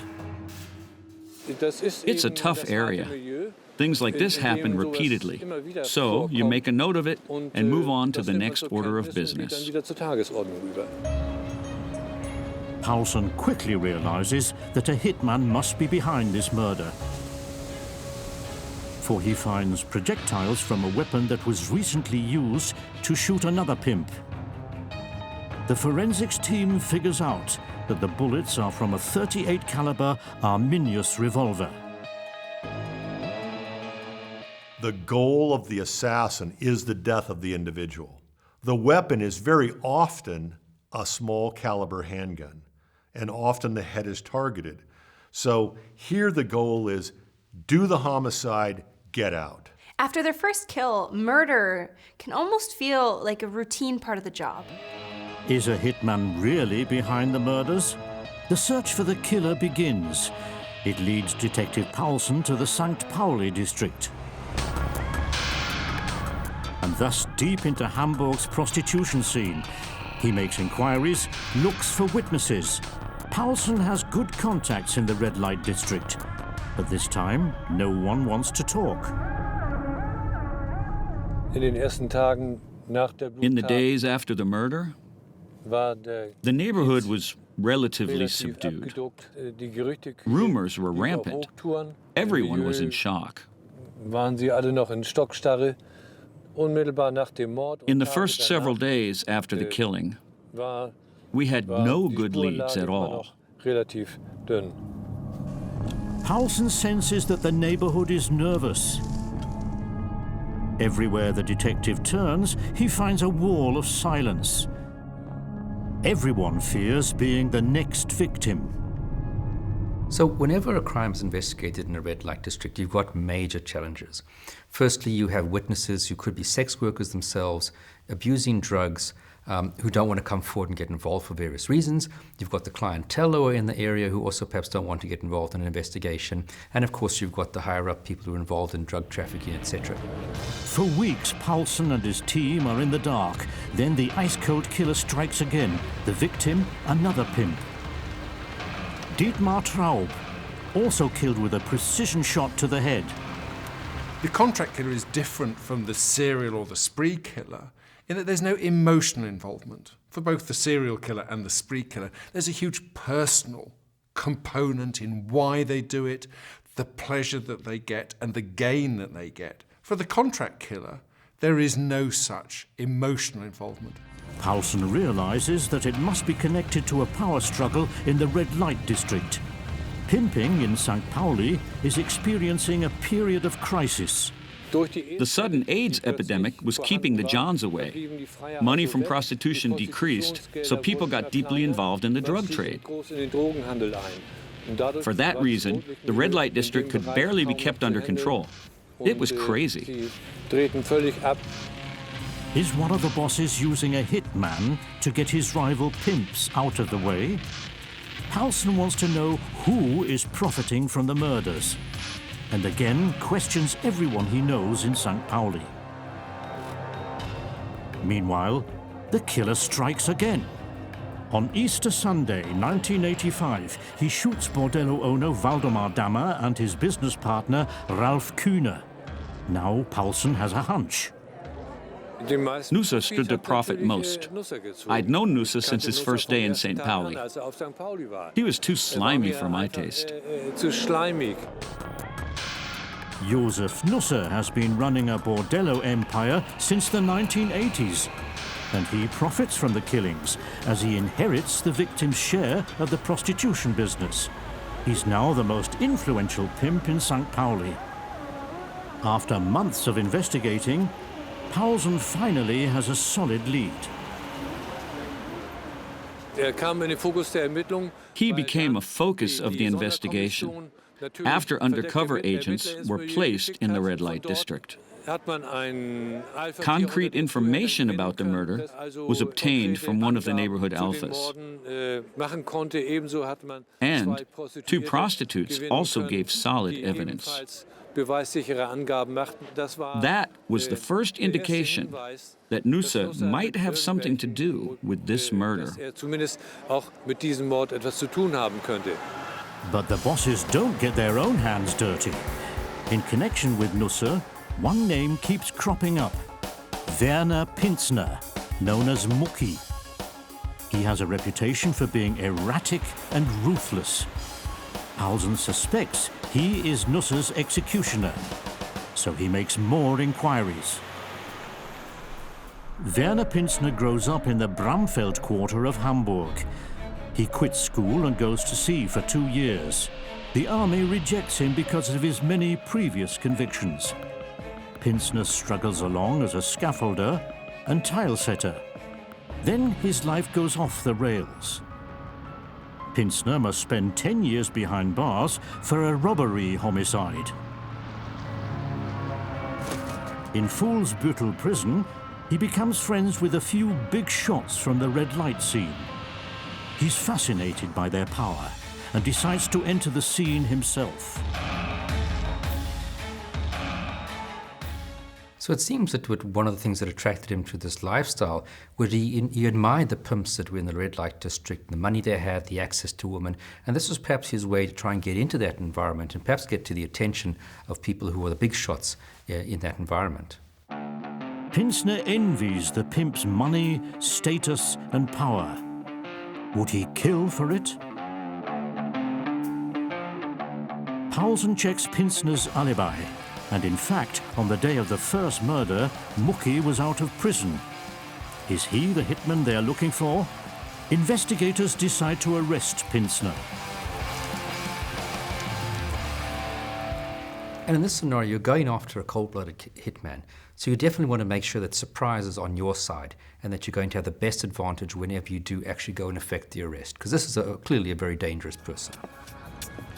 Paulsen and his colleagues keep Pinsner's apartment under 24-hour surveillance. They wait for the perfect moment to go in. Nothing must go wrong. Our colleagues of the Special Forces entered the stairwell disguised as workmen and rang Pinsner's doorbell. At that specific moment, he was taking a shower. On April the 15th, 1986, Special Forces storm the apartment and overpower Pinsner.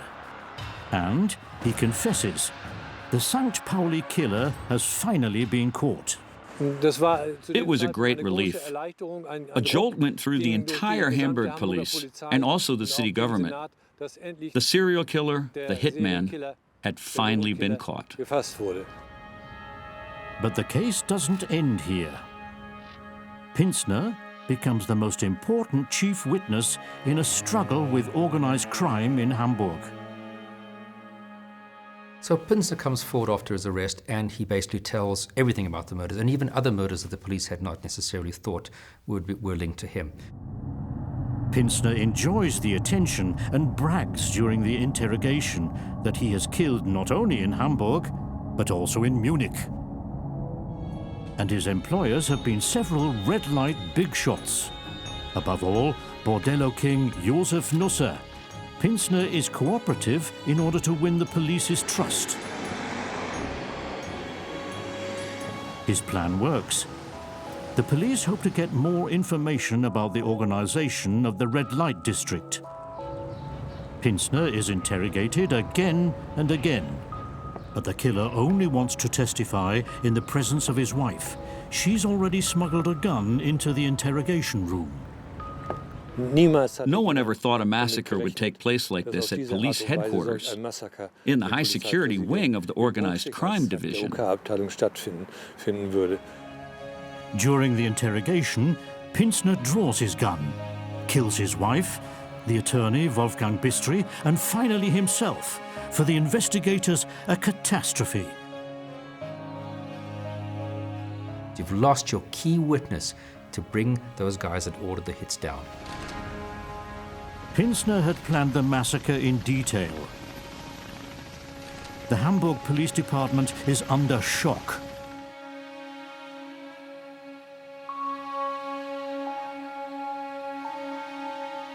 At least the hitman's testimony suffices to get the mastermind, Josef Nusser, behind bars. At first, the alphas of the red light district were happy that Pinsner was dead. But soon, they were alarmed, as they didn't know if he had implicated any of them in his testimony. So, they began leaving the neighborhood, and it returned to how it was when lust and vice reigned. Pinsner's information unleashes an avalanche. From that point on, a special commission is tasked with cleaning up St. Pauli. For Detective Paulsen, a time of fear ends. I must admit I was relieved that he was no longer on this earth and could no longer do any harm. It was the biggest case of Detective Paulson's career. Since then, there has been no hitman like Pinsner in the neighborhood. Around the world, however, there are many who are much worse.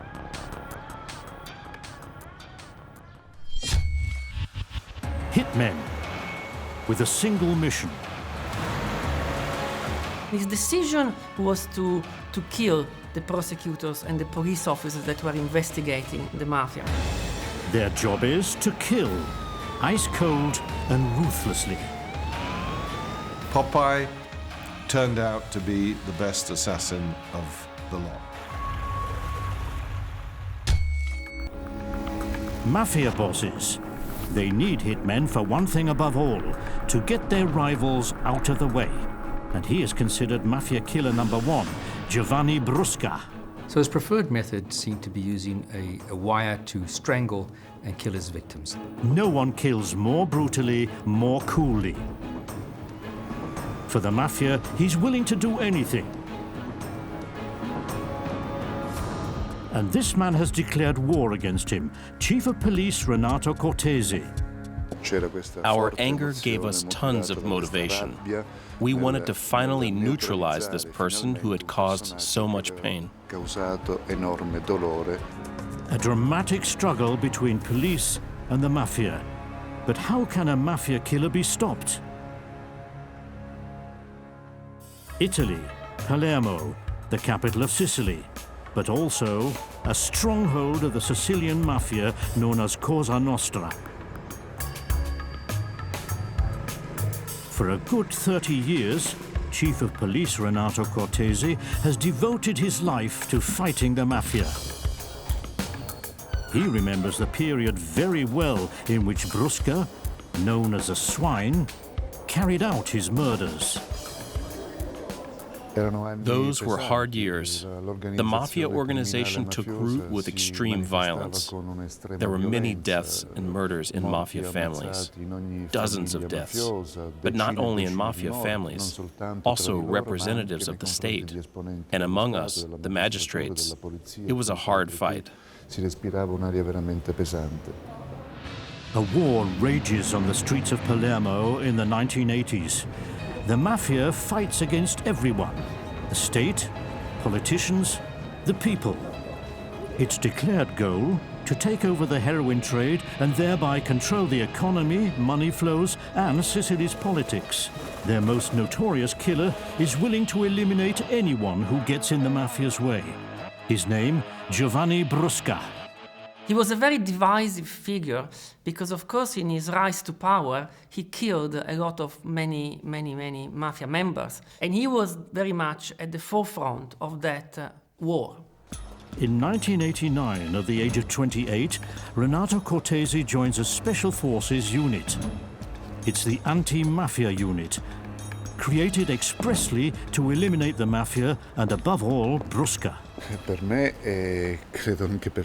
It was very emotional for me and the whole unit. He was not just any hitman. We were chasing one of the chiefs of the Corleone Mafia clan, Cosa Nostra. But who is this brutal killer who is willing to dispose of every mafia opponent? Giovanni Brusca grows up in sleepy San Giuseppe Giato.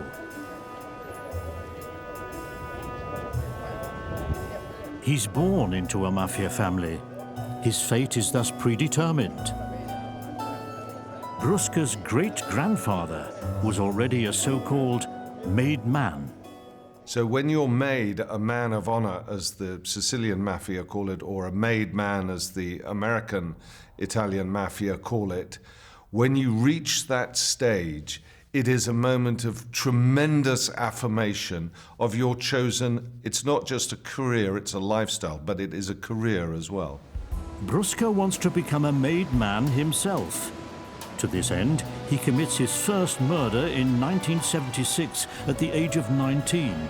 Salvatore Rina, the big mafia boss, is personally in charge of Brusca's first hit. This seals their lifelong commitment. Usually in the mafia, to murder somebody is a way to prove yourself, that you are reliable. The hitman actually has some very close loyalty and association to the mafia boss. And I think that was the same in this situation with Salvatore Riina, where he almost saw him as a father figure of some sorts, not just an employer, but almost like a close family member. How is mafia hunter Renato Cortese supposed to catch a hitman who's personally protected by mafia boss Salvatore Riina? The investigators' chances are slim. What made the hunt for this Cosa Nostra capo truly difficult and complex is the environment. Nobody would talk.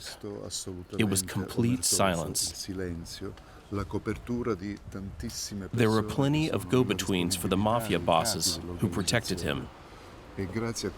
This backing made it so difficult for the police to make any progress.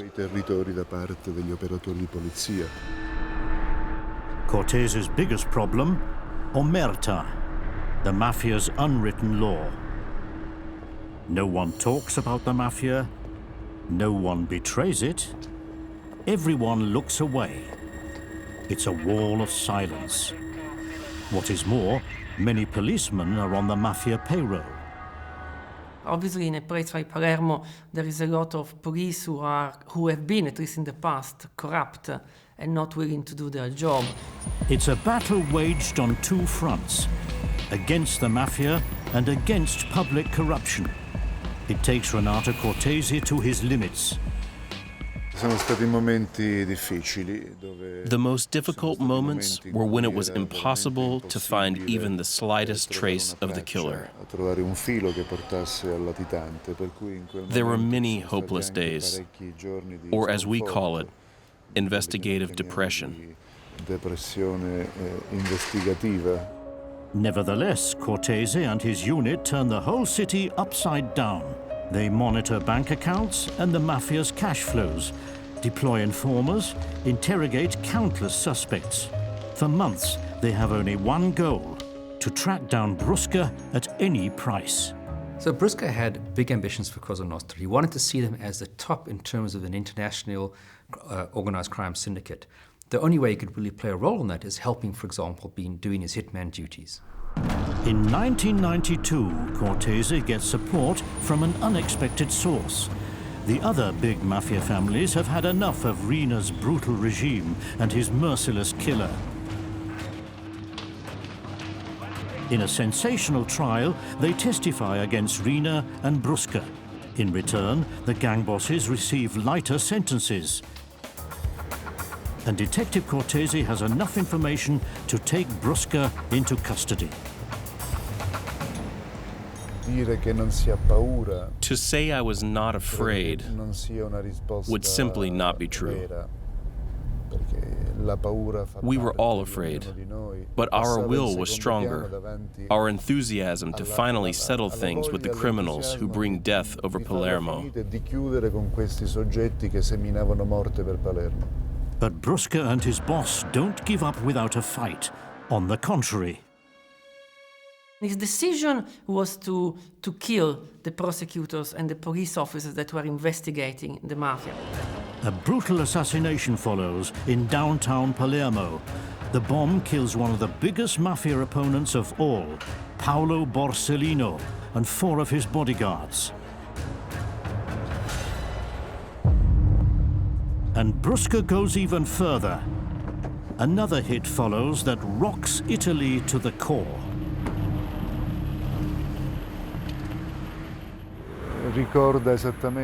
I remember exactly where he was and what happened. It is a day burned deep in memory, and it remains in our hearts. At the behest of mafia boss Riina, the swine places 400 kilograms of TNT under the highway between the airport and the city. The goal? To take revenge on the state and its mafia hunters. The bomb kills the magistrate Giovanni Falcone, his wife, and their bodyguards. Cortese loses one of his closest friends. Absurd. This assassination changes everything. the mood in the country shifts. People fear the terrorism gripping their own country. The church, the people, the judiciary, all are against the mafia. So now I think the public is really turning against at least him, if not the mafia organizations, and start to protest. So in fact, Rina was caught not very far from where he comes from, and he was caught in the center of Palermo. The court sentences the mafia boss to life in prison. But his hitman, Brusca the swine, manages to escape.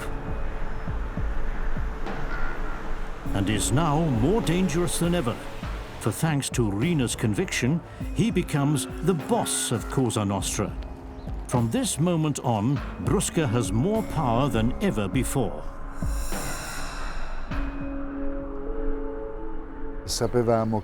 We knew he was a ferocious criminal.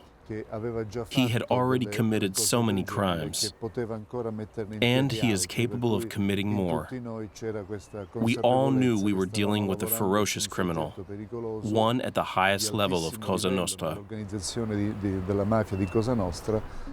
As with Rina before, Cortese and his team need the help of the people to track down Brusca.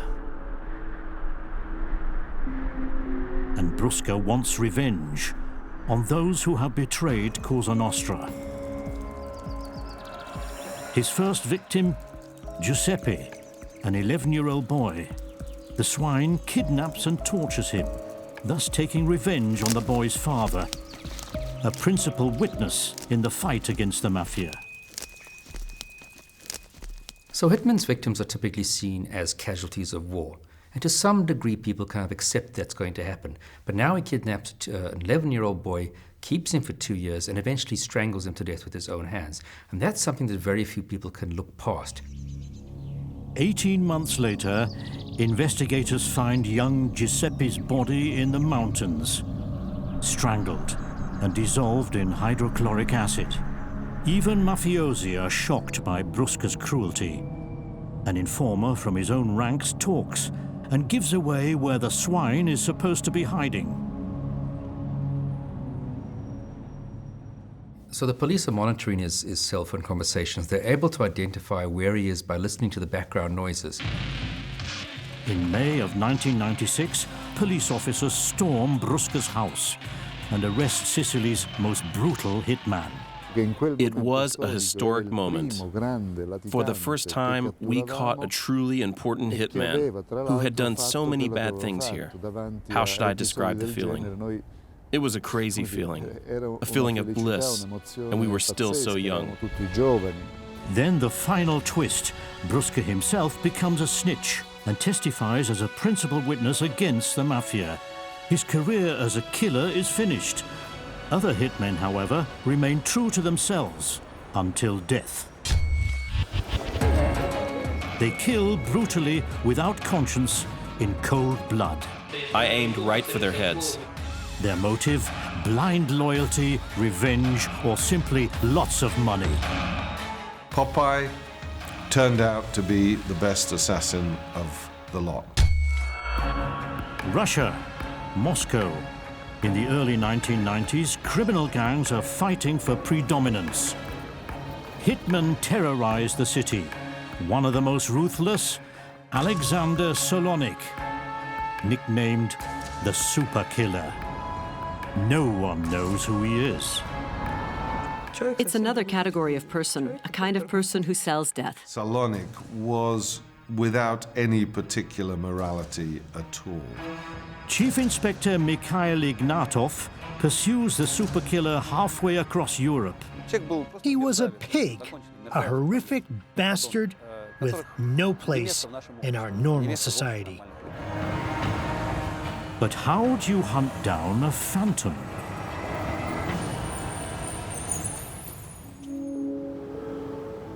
Moscow.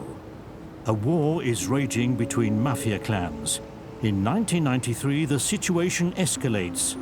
A man hides in a dumpster, gets ready, and shoots one of the gang bosses. The victim, Valery Dlugach, known as Globus. For Inspector Mikhail Ignatov, it's immediately clear that this is not the work of an amateur. Either he was in a special forces unit of the army or in other military units. He was a trained shooter. We had no doubt it was a contract killing. Even if investigators don't yet know for sure, their theory is right. The killer, Alexander Solonik, former police sharpshooter, now a hitman.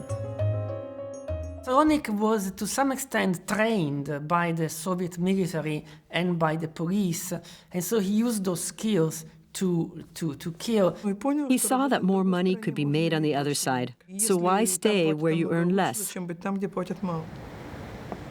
Investigators want to find out who the killer is, but they're chasing a phantom. There's no evidence leading to Solonik. And they aren't the only ones looking for him. The mafia gang of the victim wants revenge. A race with time. The investigators have a plan. They need information from mafia circles, so they contact their sources. Success. In a Moscow park, Inspector Ignatov gets his first important clue. We heard from several reliable sources that there was a guy, or rather a hitman, in the Kurgan gang with the nickname Sasha the Macedonian. According to this source, he was able to shoot with both hands at the same time in the Macedonian style. A short time later, investigators profit from a coincidence. At a lively market, police stop two suspicious people. One of them is Solonik. The officers take the two men to the station, but once there, the suspects immediately open fire, killing 3 officers. While the police manage to shoot one of the attackers, Solonik tries to escape. He doesn't get far. Police arrest the wounded killer near the railroad tracks. Yes, we were surprised. According to his ID, we had caught a Mr. Popov. But when we took his fingerprints and searched for them in the files, it turned out that the man was Alexander Solonik. The investigators realize who is really sitting in front of them. A killing machine, perfectly trained by the military and the police. Let's talk about shooting. Are you experienced? I was in the army with the sharpshooters. I learned to use a gun there, but I've always shot, even before. So you can shoot? Yes. Alexander Solonik comes from Kurgan in southwestern Siberia. There he spends time in prison for rape. He escapes and makes his way to Moscow. There he begins to kill for the mafia. He was a hired gun, although he had 2 or 3 colleagues who he was very close with, and they were known collectively as the Kurgan cleaners. After killing the 3 police officers, Solonik is put in a maximum security prison in Moscow in 1994. There he confesses to the murders. I had to kill them. I aimed right for their heads. In 1995, he escapes again. The official version is that he rappelled from the prison roof, an unlikely scenario. When someone escapes from prison again and again, he must have help from inside. Inspector Ignatov also knows that the official version is not the true story. According to our information, it went differently. He was simply let out through this door. We heard that $500,000 were paid by the leaders of the Kurgan clan. Ignatov is back to square one. Solonik has disappeared without a trace, with the help of his employer. So it's quite likely that the mafia helped him escape. He's quite a valuable person to them. He has, of course, very unique skills. And to leave one of your colleagues in prison is perhaps not a very good sign for the rest of the people in the mafia, that you're not going to help them if they do get into trouble. Ignatov orders raids in Moscow's mafia scene. Police special units arrest dozens of gang members and confiscate loads of weapons, drugs, and cash. But there is still no trace of the super killer. Investigators widen their search to all of Russia. Solonik is put on the list of the 10 most wanted criminals. And then Ignatov gets a tip. We were informed that he had left the country. Where exactly? We didn't know. We were told he was in a European country with forged documents. Ignatov assumes that Solonik is not coming back to Russia. After all, both the police and the mafia are looking for him. But he is mistaken. A few months after Solonik's disappearance, a drive-by murder is committed right in front of the police ministry. The victim, mafia boss Vasily Naumov. Ignatov has no doubt who committed this ruthless murder. Hardly anyone would dare to kill someone in the presence of heavily armed Spetsnaz units. Only a few people could commit such crimes like Solonik. It was obvious. It was so bold and professional. It had Solonik's signature. Not one single bullet missed its mark. Once again, Solonik escapes his hunters and leaves behind no clues for investigators. In the 1990s and 2000s, the police were 2-3 steps behind the mafia, technologically. He had several forged passports. He had a faster car than the police. He had a clear advantage. But then Ignatov gets another tip. Solonik is supposedly working as a professional killer in Greece. The investigators board a plane immediately, but they arrive too late. Investigators find a body north of Athens. It's allegedly Alexander Solonik. If it really is him, it remains unproven even today. The precise circumstances of his death are also unclear. The most likely theory? Solonik came under the wheels of the KGB. So that's why he went to Greece, is because he was in the sights of the KGB, who decided he was a disruptive force. And eventually, it is widely believed, he was killed by the KGB in Athens. But Ignatov still doesn't have final certainty. All he has is the hope that the killer will never strike again. You must admit, he was good. He remained a phantom for years. But he was only a common killer. He can only be seen as a serial killer who murdered people. As a human being, he was a bastard, a dreadful scumbag with no place in a normal society. Whether dead or alive, one thing is certain. Solonik is in the same league as the most dangerous hitmen in the world. But there is another hitman with more deaths on his conscience than all the others. He lives in Medellin, Colombia, and terrorizes the entire country for years with his contract killings. Juan Jairo Velázquez Vázquez, known as Popeye. It's just money and doing a job. His employer and mentor, Pablo Escobar, Colombia's drug king. Popeye was one of Colombia's most dangerous killers ever.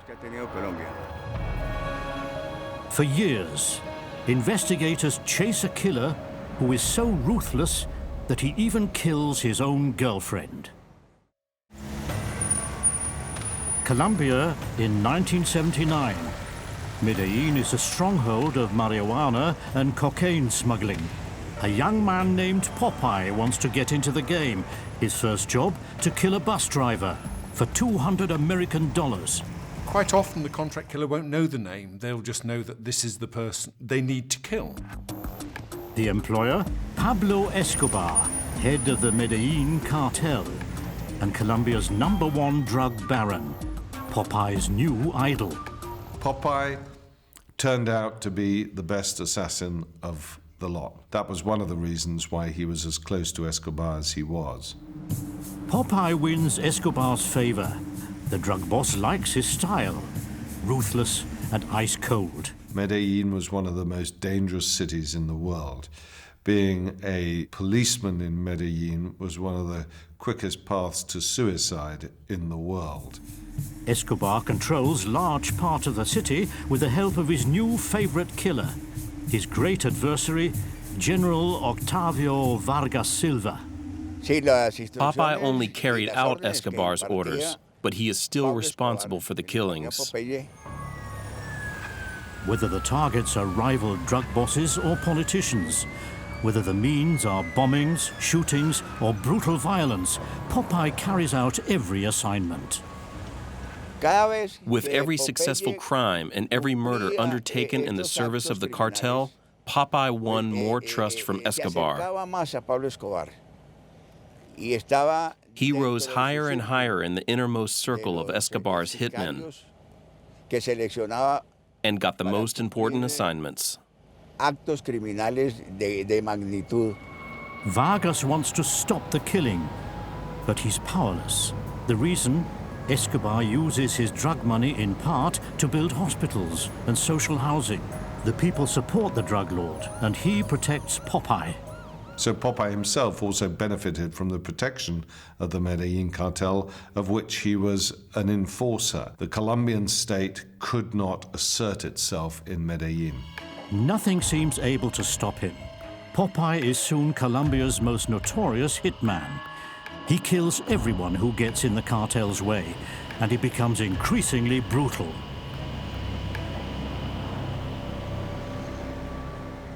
He kidnapped women, he raped them, he disposed of them in trash cans. Bombing, shooting, dismembering bodies, and throwing them into the river. Popeye will use any means to please Escobar. Vargas wants to take Popeye and his boss out of the game, but he finds hardly any allies, for Escobar pays bonuses for police killings. There emerged between Popeye and the other sicarios working for Escobar a type of competition as to who could demonstrate to Pablo who was the most ruthless amongst them. Popeye beats them all. Vargas's troops trade fire with the drug gang on a daily basis, often with deaths on both sides.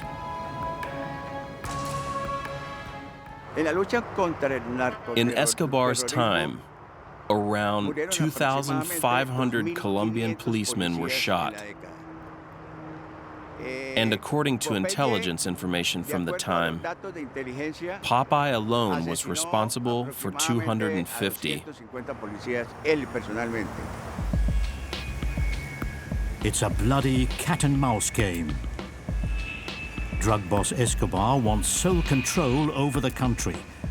He looks to the people for support and simultaneously fights Colombia's government with Popeye's help. They stop at nothing.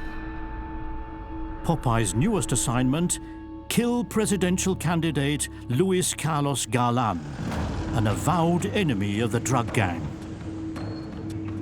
Vargas must watch while everything happens before his eyes, and he reacts. He forms a special unit, Search Block. Search Block's goal was to first find out who was part of the Medellin cartel.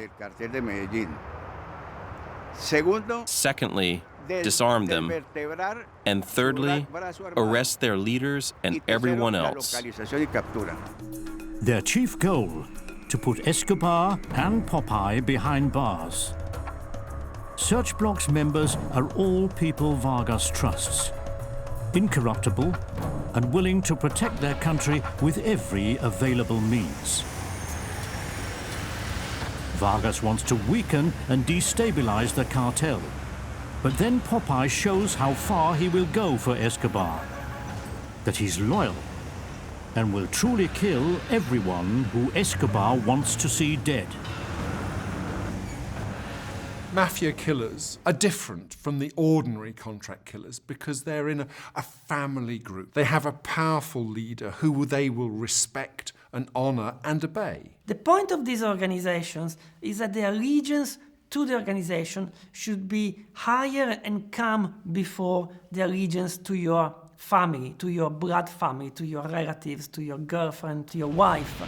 Popeye's biggest proof of loyalty: he sacrifices his own girlfriend. Escobar thinks she is a spy. Popeye invites her to a restaurant and has her shot there by his fellow killers. In the meantime, General Vargas's elite unit scores its first successes. They dismantle drug labs and drive Escobar further into a corner. The tide seems to be turning. The result: the mighty Escobar fears that he will be extradited to the US and goes to prison of his own free will, but only to a very special one, near Medellin, and designed completely according to his own wishes. La Catedral, a luxury jail, and his closest confidant Popeye moves in with him. Deluxe kitchen, games of chance, prostitutes, and drug dealing and murders. Escobar and Popeye simply continue to lead the cartel using the prison as a base. That points to the very strong bond that he had with Escobar. Popeye was devoted to Escobar. He saw Escobar as a sort of father figure. He would have done anything for him. For General Vargas, La Catedral remains a place of shame to this day. Although Popeye the Hitman is theoretically already in prison, Vargas's hands are tied. He hopes to somehow sever the link between Escobar and his killer. The Medellin cartel's code of honor was very clear. Escobar is the boss. Everything he ordered his hitmen to do, they had to carry out. And Popeye held to that too. 1 year later, Vargas and his team convince the government to storm the luxury prison. Popeye and Escobar manage to escape. But all this seems to demoralize the killer, to question his loyalty to Escobar. Popeye turned himself into the authorities about 6 months before Escobar's death. For Vargas a triumph. After hunting him for more than 10 years, he puts handcuffs on the killer. His plan: Popeye is to testify as a principal witness against Escobar. A few months later, Vargas finds Escobar and eliminates him. Now Popeye gives up for good. The fact that Popeye testified against his own cartel shows us that perhaps he only ever had his own interests at heart. Escobar dead, Popeye behind bars, but one thing still bothers Vargas today. If it were up to me, he'd still be in prison. But after 23 years in prison, Popeye is released in 2014 and now lives in Bogota, in continual fear of Escobar's faithful supporters. Hitmen. They have all killed dozens, some even hundreds of people, but whether in the form of suicide, death, or life in perpetual fear, they all pay a high price for their crimes.